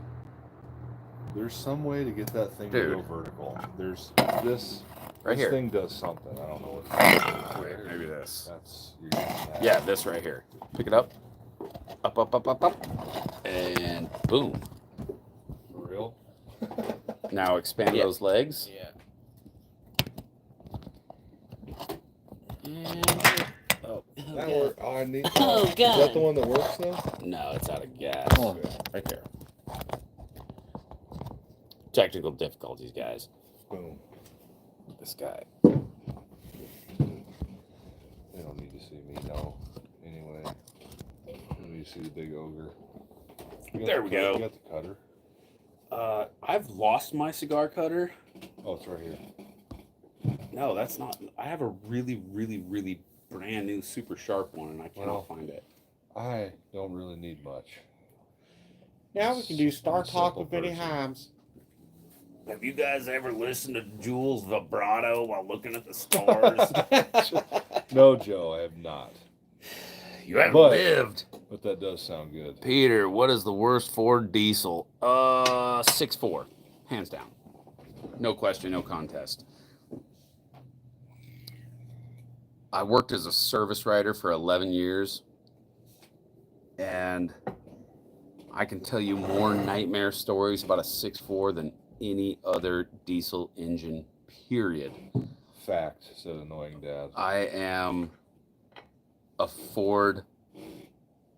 I was a Cummins guru for many years, for a decade of my life. Cummins let me down, blew a couple engines up. I blew up a bone stock 07 5.9 lifter failure, destroyed the block, destroyed the cylinder head, $30,000 repair. I had a very lightly modified 05 5.9 that cracked a piston at 35,000 miles, cost me a fortune, $16,000. I left Cummins and went with a 0360 Power Stroke in 2011. That truck never broke down, never left me stranded. I had a great experience with it, sold it. As far as I know, the guy I sold it to had a great experience with it, never heard anything bad from him. I bought another 03 6-liter. I beat the absolute balls off that truck for years, blew the head gaskets with nitrous. We sprayed 15 pounds of nitrous through it on the dyno one night, just trying to blow it up. Maybe some adult beverages were involved. I can't confirm or deny. Could not kill that truck. I drove it for 3 more years with blown head gaskets. I put a gallon of water from my freaking faucet in it every Friday for 3 years. Continued to beat the hell out of it. Great truck. I will not own a 6.4 because I was a service writer for so many years. Worst story I ever had, barrel racing chick in the rodeo, had a 6.4, brought it to the shop. We did preventative maintenance. We did head gaskets and head studs on it. There was nothing wrong with the truck when it came in. Ran great. We tore it down. Engine looked great. Ran great. We did a full diagnostic on the truck before we tore it down. There was nothing wrong with it. We had one of the best diag guys in the country working for us. There's nothing I have ever encountered that he could not figure out. He went through a full diagnostic on the truck before we tore it down. It was perfect. We did head studs on it, put everything back together, test drove the truck thoroughly. She lived out of state. We wanted to make sure that she didn't have any problems with it. And she left our shop. She drove 8 hours home, and the truck cracked a piston on the drive home. And that's from, on the 6.4s, when the K16 injection pump fails, it sends debris forward through the injection system, through the injectors. Every other injection pump in the diesel industry, aside from a CP4, like a CP3, a P7100, a VP44, a Standardine pump on a 6.5, all those pumps, when they fail, they send trash, debris back to the tank. It comes forward, gets caught in the fuel filter, doesn't hurt anything. Gets caught in the fuel filter, low fuel pressure issues. We figure it out, we diagnose it, simple repair. When a K16 or a CP4 fails, it sends trash through the injectors. And so when the K16 fails, metal goes through the injectors hang wide open, and at 30,000 PSI, the injector cuts the piston in half at TDC. There's no fix for it. Nobody's made an aftermarket fuel pump for the 6.4. There's not a pump conversion kit available for the 6.4. And the reason is because it was such a short production, 08 to 10, technically 08 to 9. It was such a short production. There's not enough units out there. I talked to a couple of aftermarket companies back in the day, begging for a repair, begging for a fix, begging for an upgrade.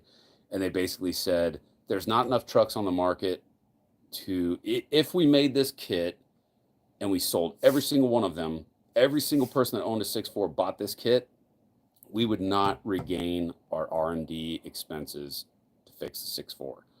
And so for that reason, the 6.4 is the worst diesel engine ever made. Not because I hate the engine. I love that engine. It's a great engine with a few bolt-on upgrades, tuner, intake, and exhaust. That thing's a 600 horsepower beast. There's no other diesel engine on the planet that can boast that.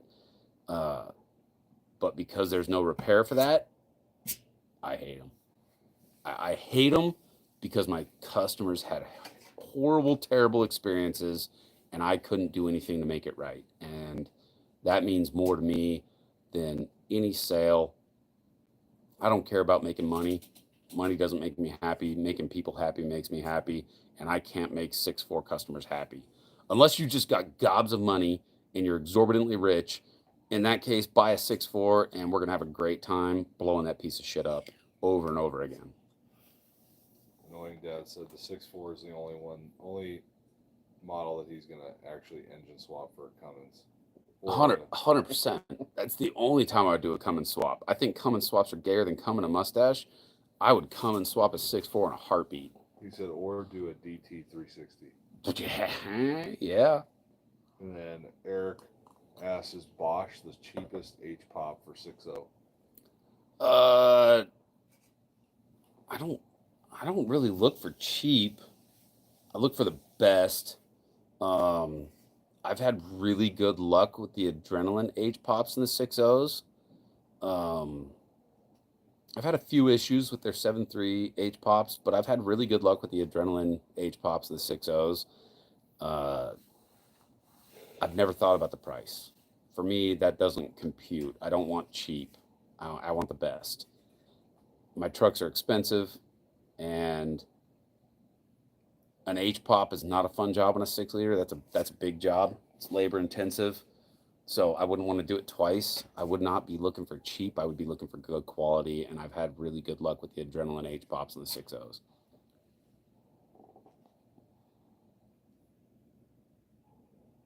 Yeah, Parker, I agree with you.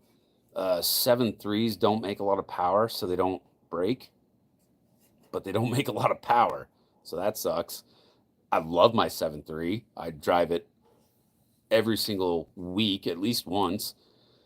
ZF 5-speed, 97 OBS, sexiest truck ever made, hands down. Don't argue with me. I'm right, you're wrong. But they don't make a lot of power, so it's a great engine. I've got 365,000 miles on my 7.3. I just recently installed a hydro chip tuner on it. Love it. Best thing I've ever done to that truck, hands down. S&B, cold air intake, MBRP, turbo back exhaust with a hydro chip tuner and a Diesels and Dirtbags short throw shifter. Super fun. Really great truck. South Bend 3250 dual disc. Way too much clutch for what I've currently got going on, but we got future upgrades coming, so I love that truck. It's so much fun to drive. I would take a 6.7 Power Stroke over a 7.3 any day. Stupid power, fuel economy to go with it. My 7, I can't dog on the 7.3, man. My 7.3 gets pretty good fuel economy. It's like 18 hand calculated when I'm on a road trip. Around town, it's like 13 stop and go traffic. 6.7s are kind of frustrating in the sense like I had a 2014 6.7 and it was fully deleted when we bought it, and H&S tuner, S&B cold air intake, MBRP exhaust, never did anything to that truck. Like we bought it that way and we just drove it like that for 10 years. It got 15 miles to the gallon. It didn't matter what we did. It didn't matter trip around town. That was kind of frustrating. Like I will say a 6.4, like a 6.4, as bad as they are, 10, 12 miles to the gallon stock with factory emissions, if you purchased one that had been modified illegally, they'll get like 20, which is pretty gangster. 6.7s don't do that. But the 6.7, on the other hand, flip side, do you want to spend your money on fuel, or do you want to spend your money on putting engines in your truck every 150,000 miles? So yeah, I would agree. 7.3 and 6.7s are extremely reliable, extremely efficient in the grand scheme of things. Knowing Dad said RCD Thumper 2 is pretty dope. Every single one of those I've installed leaked. Every single one. Not a terrible pump, but every single one I've installed has leaked oil externally, and that is frustrating. I have gotten cussed out a bunch, and maybe your experience was different. We installed a bunch of them. We were huge RCD guys when I was at Leadfoot Diesel. Did a ton of their injectors, did a ton of their H pops. Every single one of those Thumper 2s leaked oil externally, which pissed our customers off, which resulted in bad reviews for us, which resulted in annoying phone calls for me. Again, I worked at a diesel shop. I didn't, it's like going to the doctor's office. We don't ever get to see the happy good stories. We only get to see the dying trucks. So that was annoying. But if you've had good luck with yours, that is awesome. I'm super happy to hear it. Eric said, is it more common to just need a new STC fitting instead of the whole H pop? Yes, 1,000%. God, that is something that gets misdiagnosed so often.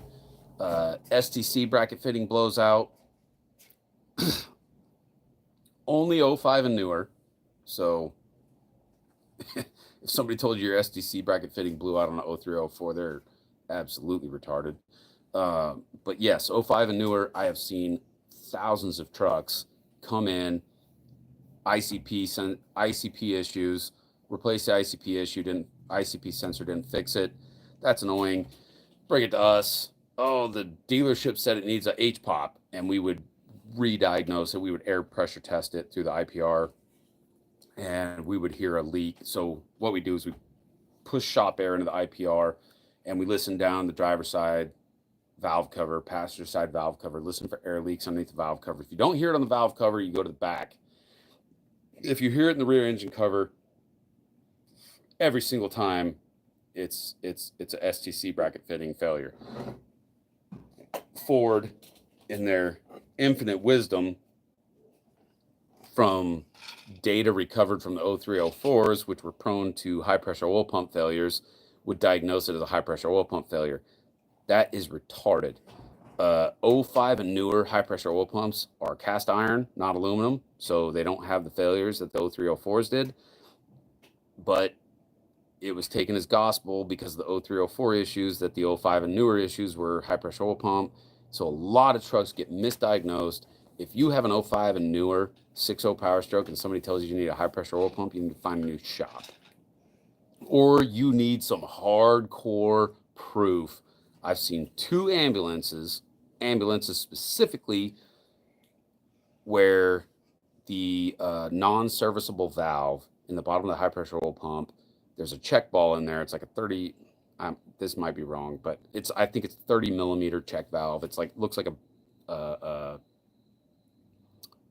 ball bearing in the middle of a 15 millimeter nut. And that's a non-serviceable valve. It's for assembly purposes only. They don't make a repair for it. It's never supposed to fail, but shut off, startup, shut off, startup, shut off, startup. That valve has no pressure, and then it has pressure, and then it has no pressure, and then it has pressure. And eventually that little bearing could beat its way through that hollow nut. And I've seen 2 ambulances where that check valve blew through the nut and ended up in the oil pan, and the truck wouldn't build ICP. And we had to put high pressure pumps in those trucks to fix them. 2 trucks in 11 years of working at a 6-liter specialty shop. Those are not good odds. So if somebody's telling you need a high pressure oil pump, they probably don't know what they're talking about, and they don't know what they're doing. So take your truck to somebody that does know what they're doing and get a second opinion, because that is bad advice.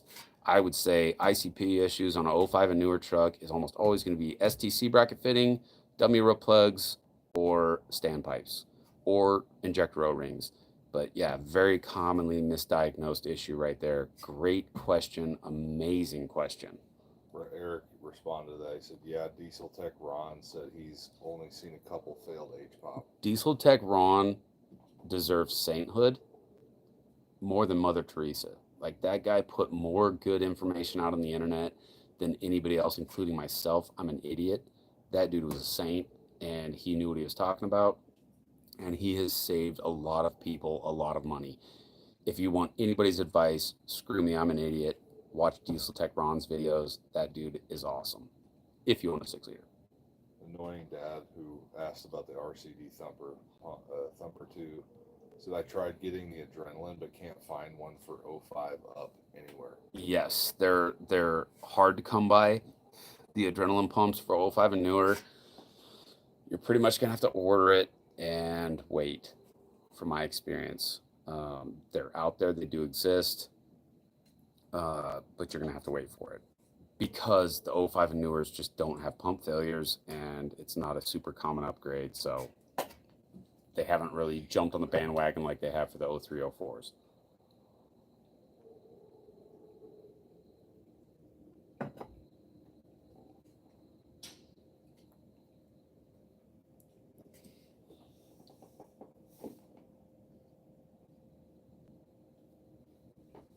Man, 6 viewers, 6 likes. We're killing it for our very first live. We got 7 viewers. Mine's only showing 6. Oh, well, you're This is great. Mine's broken. This has been awesome. Thanks everybody for your interaction here. This is great. Yeah, no, this has been awesome. We are going to surprised us. try and go live on Instagram and Facebook and TikTok and everything tomorrow morning too. So Vinny's gonna do cooking with diesels in the morning. He's gonna cook up some I love to breakfast and cook. answer diesel questions. As much as I love diesels, I love to cook. I will say Vinny has definitely been feeding David and I regret not taking an Instagram style picture of every plate that I've been handed by you. I wish I would have kept track of all the different meals you've delivered. Presentation is everything. little specks of green onion sprinkled on top. And I've seen it. what do we have tonight? What do we have? A cheeseburger, loaded. Baked Yeah, we had potato? a Big Mac loaded baked potatoes tonight. Oh and my God, they did not suck. They were awesome. this is awesome. Been watching you for years on the Diesel podcast. Annoying Dad said. Adam Campbell, what's happening, brother? Adam just ordered a Fleece Cheetah Turbo from us, South Bend dual disc clutch, Fleece turbo drain, and a Fleece turbo speed sensor. We really appreciate your business, Adam. Thanks a bunch. He said, "How many front cover failures have you seen on the 6.0s? Water pumps cavitation specifically." It's not cavitation, it's electrolysis. It gets blamed on cavitation because people don't do their research. I did a 2-year deep dive into coolant and coolant additives, which is extremely boring. I don't recommend it, but I did it for you. And it's electrolysis, not cavitation, that causes front cover failures on the 6.0s. So there's nothing wrong with the water pump, other than the fact that it's a plastic impeller pressed onto a stainless steel shaft and it's glued. That's a stupid design. It's a horrible design. I highly recommend the Bulletproof Diesel water pump with the billet impeller. Great upgrade. I've never seen one fail, personally. I'm not saying they don't. I just haven't seen one fail. It's a great upgrade. It's an affordable upgrade. It's probably the last water pump you'll ever purchase or install. I still have factory coolant pumps on all my 6 liters somehow, from 146,000 miles up to 365,000 miles. When my water pumps fail, I will be doing the Bulletproof Diesel upgrade. There's no other option for me. It's just a super good part. How many front cover failures have I seen on the 6.0s? Hundreds of 6.0 front cover failures. Every single one of them I would attribute to lack of cooling system maintenance. Just people don't. Everybody changes their oil at some point, not always on time. Everybody changes their fuel filters, not always on time. Nobody services their cooling system, and that is what we attribute 99% of the 6 liter failures to, is just lack of coolant system maintenance. When you change the low pressure oil valve, should oil flow out like crazy or should it stop? The low pressure oil valve, it's above the oil pan, so there should only be a little bit of oil. Whatever's sitting up in the heads and the valve covers and the rocker boxes should drain out. I would assume maybe a cup and a half. If you're getting more than that, that's odd. Maybe an oil bypass system has been installed or something like that. But with the truck not running, oil, most of it's going to be in the oil pan at that point, and the low pressure oil pump valve sits above that. So I wouldn't expect a lot of oil to come out. That's really weird.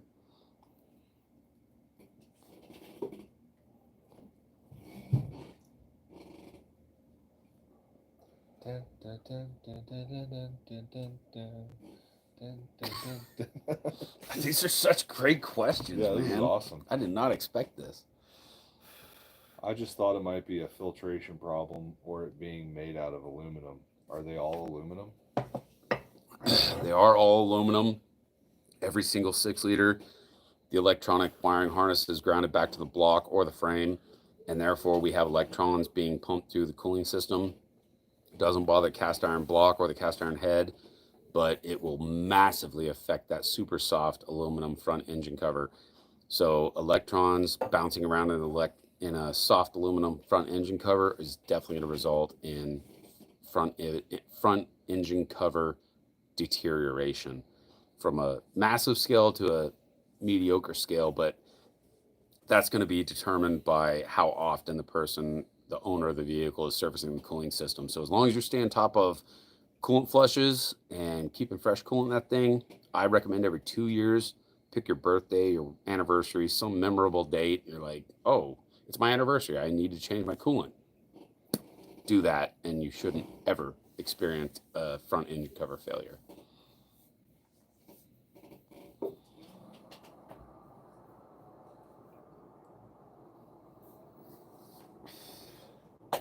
Did the 0360 truck have a weaker transmission? I have to No. rev it to make it slam into gear. Your transmission's going out. Yeah. That's a pump issue. The 03s did not have a weaker transmission. The 5R110 is the same from 2003 to 2010. The only change that I'm aware of that ever happened was the input shaft in 08 changed. 5R110s are very robust. I've seen a stock transmission take 700 horsepower for almost a decade. One of my best friends, bone stock trans, lifted on 37-inch tires, making almost 700 horsepower. Stock trans held up just fine, and then finally it didn't, and I just attributed that to normal wear and tear.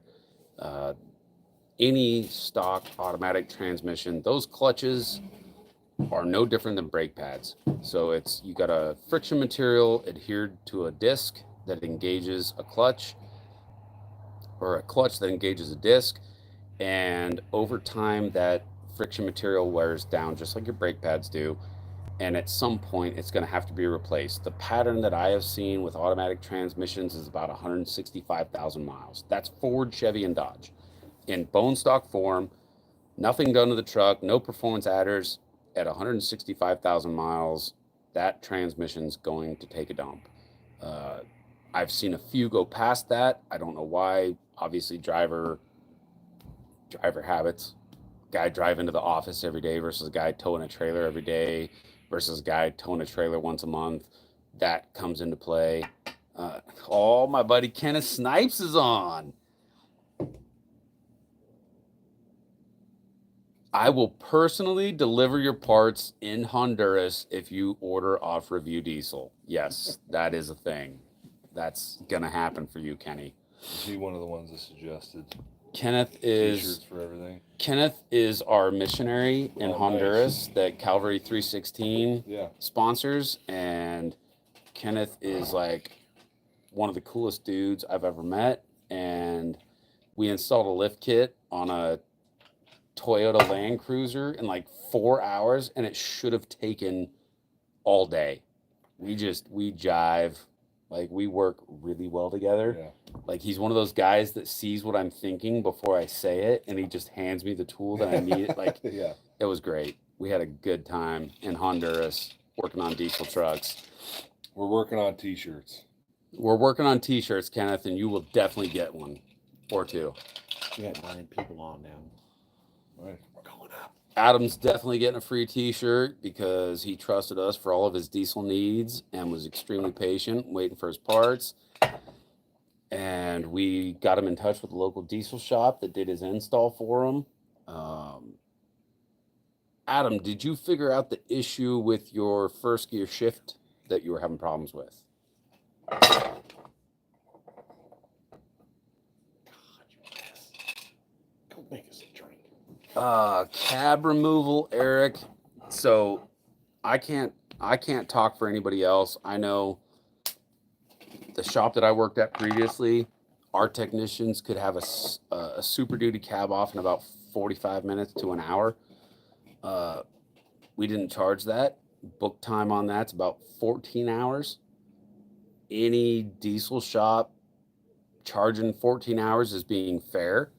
If they can do it faster, good for them. They earned that, and that's called profit margin. So you get paid profit on what you know and how you know it, not based off book time. But book time's the industry standard, so industry standard says 14 hours for cab removal is fair. And that's what the dealerships put forth, not independent diesel shops. So If they charge you 14 hours, they're being fair. Anything less than that, they're being nice. Adam said, yeah, he adjusted it to 30 minutes, or adjusted it, took 30 minutes. It's That money is now. awesome. So happy to hear that. I felt like that was going to be the fix, but super happy to hear that that fixed it for you.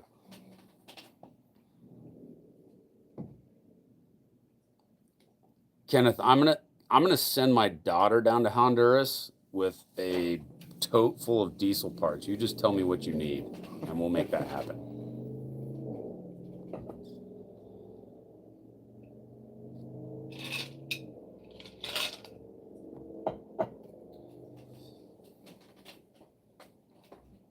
Tegucigalpa? That's the capital of Honduras. Have you ever changed the fluid in a G56 for maintenance? Yes. Put ATF in it and nothing else. So the G56 has super finicky synchros. I severely foobarred my G56 by putting Schaefer's full synthetic ATF in it. It would have destroyed the transmission, but I recognized the problem very quickly, drained that out, put just conventional ATF back in it. Don't overcomplicate it. That is not lubricant at that point. It's just cooling. The G56 has an internal pump, and all that fluid is doing is cooling stuff down. Don't overcomplicate it. It's not lubricating. There's not a lot of friction going on in there. You don't need synthetics to make that transmission work. It's a very reliable transmission. I went down the Gorilla Juice rabbit hole. That was stupid. I went down the girdle rabbit hole. That was also stupid. Put ATF in your G56 with a good South Bend dual disc clutch. Get away from that stupid, retarded factory flywheel, and you'll have a great experience with it. But don't mess that tranny up with synthetic fluids. Just put conventional ATF in it. Put a good South Bend dual disc, which you just purchased from us, and we appreciate that. And that thing will live forever. I put 325,000 miles at 813 horsepower. I sled pulled Friday nights. I drag raced Saturday nights. I towed trailers Monday through Friday for 325,000 miles and never had a problem with that transmission. The only problem I ever had with it was putting synthetic ATF in it from Schaefer's. So while they make great engine oil, I would not put their fluids in your G56. Adam responded. He said, what brand would you recommend? How many quarts? Isn't a lot of info. Just OEM, just the OEM spec. I think it's brain farting here on the deck. I think it's like Z06 or something like that, but it's nothing crazy. It's whatever the factory recommends. Put that in. Kenneth said, he responded. He said, I heard she's coming down here to hang out for a while. We're looking forward to hosting. She's not coming down to hang out. She's coming down so that you and your wife can get some very much needed alone time. Everyone here in this chat knows what that means.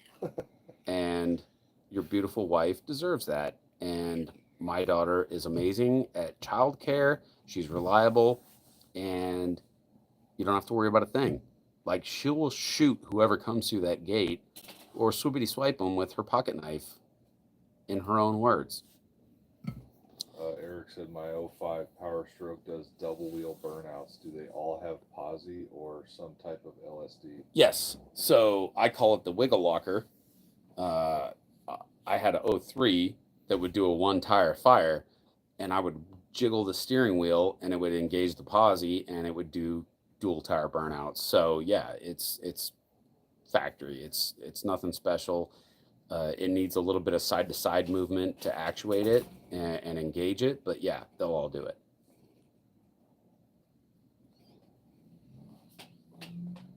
Tell us a story of down in Honduras. Man.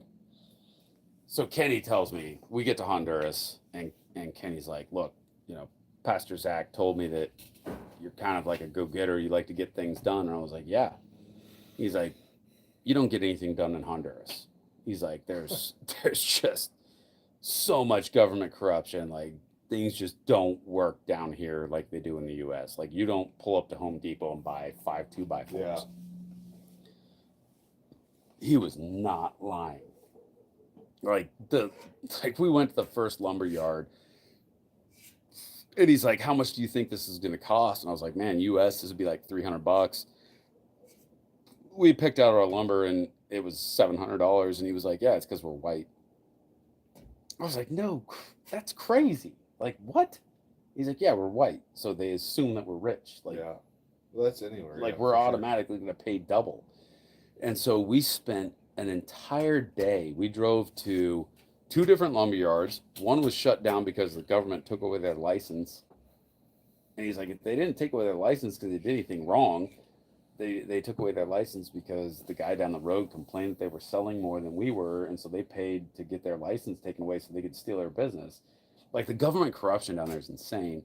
And so we drove all the way up in the mountains to the sawmill to go get lumber from the sawmill, and we picked up some people walking up the road and gave them a ride to their house. And he was like, hey, was the sawmill open? And he was like, no, the government took away their license because whatever.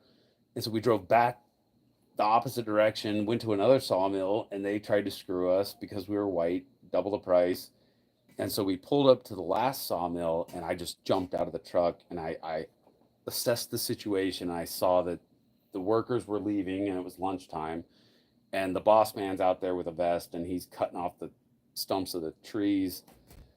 And it was obvious there was like a big stump pile and a small stump pile. And I ran over there. I started grabbing the stumps and putting them in their allotted piles. And they finally gave us a fair price, but it was because the boss man told Kenneth that I was there to work, and he appreciated that. So it was Yep. funny. Like, Hard work supersedes boundaries. For sure. mhm. Adam said 10-4 is always. I appreciate the in-depth explanation. I'll definitely be sending all of my friends your way. We appreciate that, Adam. Yes, we appreciate that, Adam. A Thanks a lot. bunch. Eric said, "Will Donald's EPA be easier on us?" I hope so. Still an agency. It's still an agency. It's not. Trump's stance on regulation. So here's the way I look at it. Donald Trump has been in the real estate industry in New York for his entire life, and he has been punished and screwed over by bureaucracy, and he hates it. Elon Musk has been conducting business within this government for many years, and he's dealt with the bureaucracy and the corruption and the payouts for years, and he hates it. And so while the way that they've handled some of these firing of federal agencies inappropriately, letting everybody go wasn't the answer, but it was. It's a means to an end. It's a really caveman approach to smash rock with rock to make progress approach. But bureaucracy has screwed these guys over their entire lives. And so I foresee their hatred of bureaucracy in relieving us, the little guys, in the long run. The question really is Do how much easier do they make it? federal emissions make diesel trucks better? Absolutely not. 100%. We are all being charged a federal emissions sales tax in a roundabout way. So you put DEF on all these Class 8 trucks that are delivering our groceries, our goods and services, and the DEF systems are failing constantly because they don't work. EGR systems are failing constantly because they don't work. DPF systems are failing constantly because they don't work. You cannot capture diesel emissions and run it back through the engine and have an efficient outcome. Diesel is a byproduct of gasoline. It's dirty, it's gross, it's disgusting, it creates soot, and that soot feeds plants. So if we take all the BS and bureaucracy out of the equation and we focus on the end result, does a dirty running diesel kill people? It does not. If you park your diesel truck in a shop overnight and let it run all night and you sleep in a hammock behind that truck all night, you're probably going to have a sore throat, maybe some prolonged, very, very prolonged health effects down the This is road. not medical advice. 100% not medical advice. The reality is, Yeah. if you park your diesel truck in a shop and you sleep in a hammock behind it all night, you're going to be alive in the morning. Are you going to have prolonged health effects? Maybe. If you do the same thing with a gas vehicle, you're going to be dead within like 45 minutes. You're going to be dead. That's a very, very noticeable side effect to emissions. Diesel emissions does not do that. If you plant 25 tomato plants in your diesel shop and you run your diesel truck every night, your tomato plants are probably going to flourish. They're probably going to do better because they feed on carbon emissions. That's the short and skinny of it. And so I hope Donald Trump and Lee Zeldin focus on that and not the BS that whatever Congress made up prior to them being in office, that diesel emissions was only killing black people in low-income housing areas. That is so racist and ridiculous and stupid. I'm a realist. I am not an economist. I'm not political. I'm a commonsensical, and that's stupid. To say that diesel emissions is only killing black folks in low-income communities is the dumbest thing I've ever heard in my life. And so we made all of our trucks run worse and shittier, and we put crappy parts on them that don't work, and trucks are breaking down constantly to keep black communities alive. That's the dumbest thing I've ever heard in my life. It doesn't make sense. It's not common sense. And Trump's common sense approach to the world, the economy, to the American industry, I hope to God they get rid of the EPA and their interference with the diesel community. And I hope the diesel community gets away from emissions altogether. It doesn't work. Adam said, how is the short throw shifter working out on the 7.3? Do they make them for Rams? I haven't installed it yet, Adam. And yes, they make it for Rams. Go to dieselsanddirtbags.com. My buddy Brandon Thompson on Facebook, send him a private message. I don't carry their products on our because they are made to order, and that's not a sustainable option for us at this point. If they get to the point where they're mass producing these things and we can get them through vendors like Turn 14, Meyer Distribution, and Premier Performance, we will absolutely carry them. Until then, I can only refer you to them. You're going to order. I ordered my short throw shifter for my ZF5 6 months ago, and I just got it. So great product. One-man show, veteran owned. I highly, highly support them. I would not, there's nobody else doing what they do, so there's no competition. But yes, get a hold of Diesels and Dirtbags, talk to Brandon personally, and order you a short throw shifter for your G56. You'll love it. Eric said, last question. If my 6.0 is tuned by my previous owner. 6.7. Oh, sorry, 6.7, yeah. It was tuned by my previous owner. Can I detune it without the original device? No. No, you have to have access to that device. It was probably most likely an EasyLink. If it was tuned with an EasyLink, you can purchase a new EasyLink and connect it to your VIN number, and you should have full access to those tune files, and you should have access to the factory file.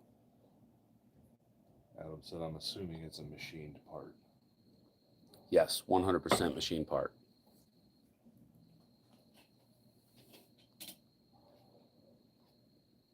When did we start this live stream? 2 hours and 3 minutes ago. Seriously? Yeah. Holy hell. We still haven't even What's seen on the cigar menu tonight, boys? We are smoking. I'm smoking a Plasencia Octagon pressed black label. This is my second. I had a La Danny- Herencia. What was that? Danny smoked a La Herencia, and he is currently on a Rocky Patel Decade, yeah. Decade.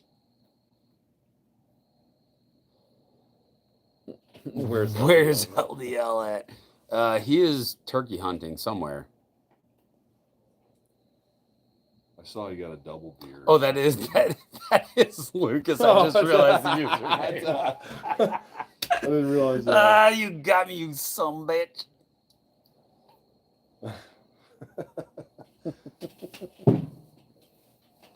Lucas, you got me. Did he read the comment earlier? What are Joe you asked him where he doing was? on here when you have a smoking hot wife at home on a Sunday evening?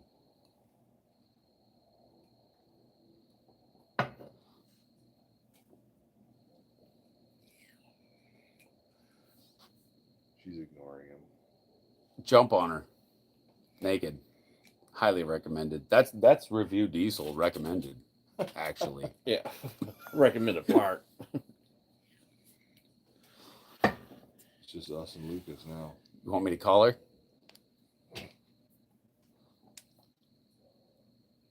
We should take Lucas on the grand tour. Oh, we should take Lucas on the grand Let's do tour. it. You want to see the studio, Lucas? Let's get up and Let's go. do it. What's been the topic of conversation tonight? Quite a bit. A lot of awesome questions. We Oh, you unplugged unplugged it it. for the Sorry, it's gonna get a little dark for a minute. I got to pay.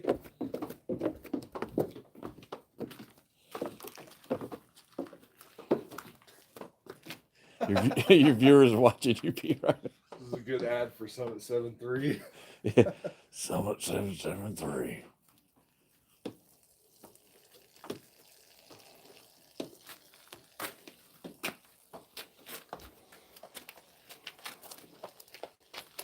Show 'em my boot.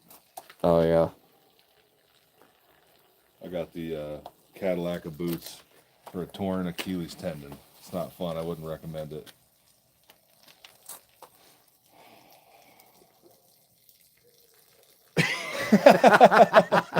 It's so awkward. I got the bladder of a camel. I see that. And he's just relieving some pressure. Oh yeah. Show him the bus. See if we can get the bus in the background. I don't think so. It's kind of dark back there. Is it? You might be able to see it. All right. All right, he's done. All right, boys. Go ahead, Ben, lead the way.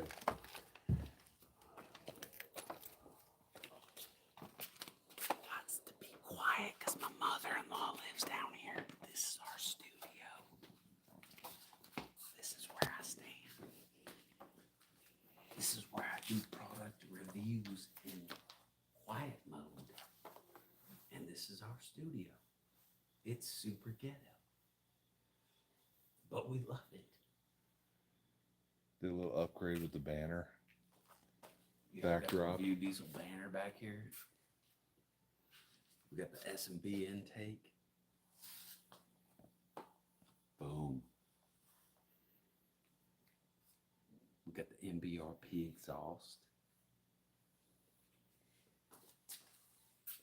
S&B fuel tanks. Lucas says he wants to come down and process his deer. Laugh out loud. He said, I need to come down. He just uses me. You just use me. That's all I am to you. I'm your deer processor. This is our studio. And your deer's in that freezer. Oh, and Adam said, are there any turbo back 4-inch exhaust available anywhere? All I ever find is DPF back. Yeah, that's highly illegal. That's a federal crime, Adam. Speaking of EPA, I could sell you a pound of cocaine faster than I could sell you a turbo back exhaust. And that's the truth. One of those would make me a criminal. The other one would make me a cocaine dealer. that's it. Pretty simple setup. Yeah, got a little camera, got a little board back Not there. about the about the quality of the set. It's about the information being flown out. That's of it. right?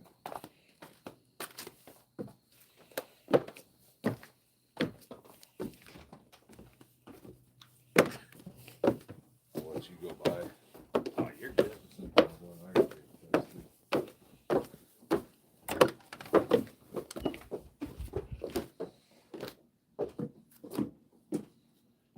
man, that's our first YouTube live. What a huge success. Hell yeah, it was. Oh, we got more pawns from Lucas. Adam. Oh, I already answered that. Yeah, so this is our first YouTube live. Huge success. Great questions. What amazing questions, man. We had some super awesome interaction. And we can't wait for the next one. So if you enjoyed this, tomorrow morning we're going to be cooking breakfast and we're going to be doing some YouTube live. Hope to see you here, but most of y'all are probably going to be headed to work, so we won't be super disappointed if you don't join. But have a great week. Have a great rest of your night. One more question. Adam, do you have any experience with hydraulic lifter failure? Yes. Tons of failures with the hydraulic lifters on the new Cummins. Hamilton Cams makes a kit that converts you to one of their aftermarket camshafts and goes back to a flat tappet lifter design. It's expensive as hell. It is not a fun install. You can do it yourself. Adam, if you do the Hamilton Cams upgrade with flat tappet lifters from Review Diesel, I will personally come and help you with the install, and we will video the entire thing and put it on YouTube. That would be great. I don't want to do it. I don't look forward to doing it, but it would be really good YouTube. Great content, and yes, you need it. 100%.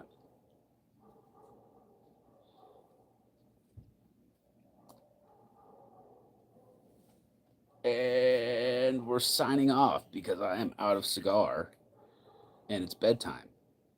Appreciate all you guys for coming and joining us. That was a great session. Look forward to seeing you at the next one. Night, Lucas. Go jump on your wife. She deserves it. You deserve it. Somebody deserves it. How do we have more viewers now all of a sudden? We went from 4 to 7. Because we got people coming in. I mean, I'll stay here. As long as there's questions coming in, I'll stay here. I don't care. I'll grab another cigar.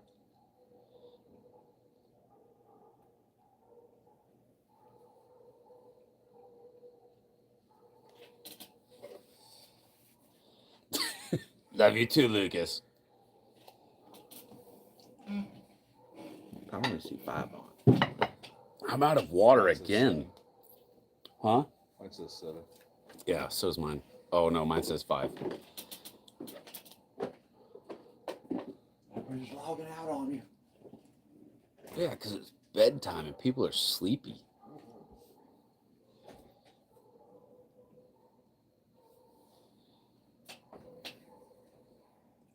It was great though. This will go up on our channel for people to watch. A lot of good information on there. That'll go on as Yeah, this will go right into our Oh, videos. nice. I can rename it and all that. Yeah, that's gangster. try to give some context. Yeah, to it sucks. It sucks for all that information to like go dead. No, this is good. This is the stuff people like to pop on for. Just listen while they're working on it. You don't really need to see us. Yeah. Now we're up to 8. I think you should do somewhat of a ZZ Top. Maybe put some, maybe your girl's braid. Split the braid, and Pastor Zach wants me to grow it out and do a perm, so I look like a Babylonian king. Yeah. Sounds Anunnaki. sounds super gay to me, but I'm down if that's what it is. How many people are on there? 8? now. What? We're breaking the internet. I thought we were logging off, but apparently not. There's more people on. If we get more questions, we'll stay on. If we don't get more questions, we'll Well, log this will off. be really good. We'll do try and do 8 Instagram likes, and yeah. live and all that together with it. And we'll get Have a all lot, 3 running man. at the same Yeah. time. Bam. Yeah. Any more questions? If not, we're going to bed.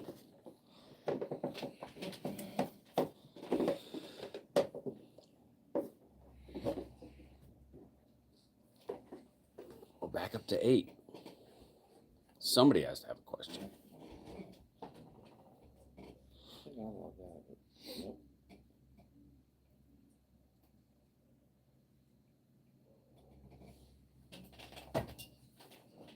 You just lost somebody because I logged Dave, off. what other questions you got for Vinny?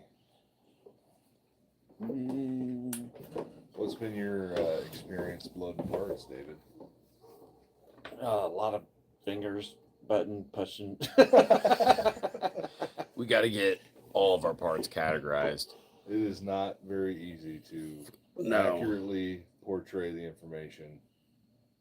It's millions of. What do you feel about like dots? organic product descriptions? What's the value there? Is there value there? Of course, there's value. I mean, the biggest thing is the happy medium between giving the correct, accurate information to everybody, but also appealing in a way that Google is going to push you up higher. But there's a certain way you got to do it. That's for sure. A lot of companies out there just saying they're doing it, but not. It has to. It doesn't have to be a Actually- lot of information. It just has to be Doesn't quality necessarily have to information. be a lot. No, but and that's the thing. Like you load a S&B cold air intake, and then they give their blah factory, their original description Yeah. of the product, and then Yeah. I come in and say, hey, I installed this product, and I noticed better throttle response. I noticed fuel economy gains. I noticed this. I noticed that. Towing a trailer through the Rocky Mountains, towing a trailer across America, blah blah blah. Is that how do we make that valuable? that's what me and David discuss a lot, honestly, because David wants, I mean, he's going in there and making sure that everything is like accurate to a T, and he's trying to think like the customer is on how they're going to be able to find the parts best. But there is that also, you got to make sure that it is structured in a way. You got to have tags on pictures, stuff like that. So there's a lot more that goes involved into doing it in a productive way. Is there value in taking our own product pictures? Like when we upload an image, No, because they've already done the work for us. but is Google placing them above us because they I mean, there's code behind every image, so they probably would know that it's a reused image, especially with AI recognition and everything. They're immediately going to associate that with the stuff. In the future, But yes, it would. But like I said, it takes into account the name of the file, and also it takes into account the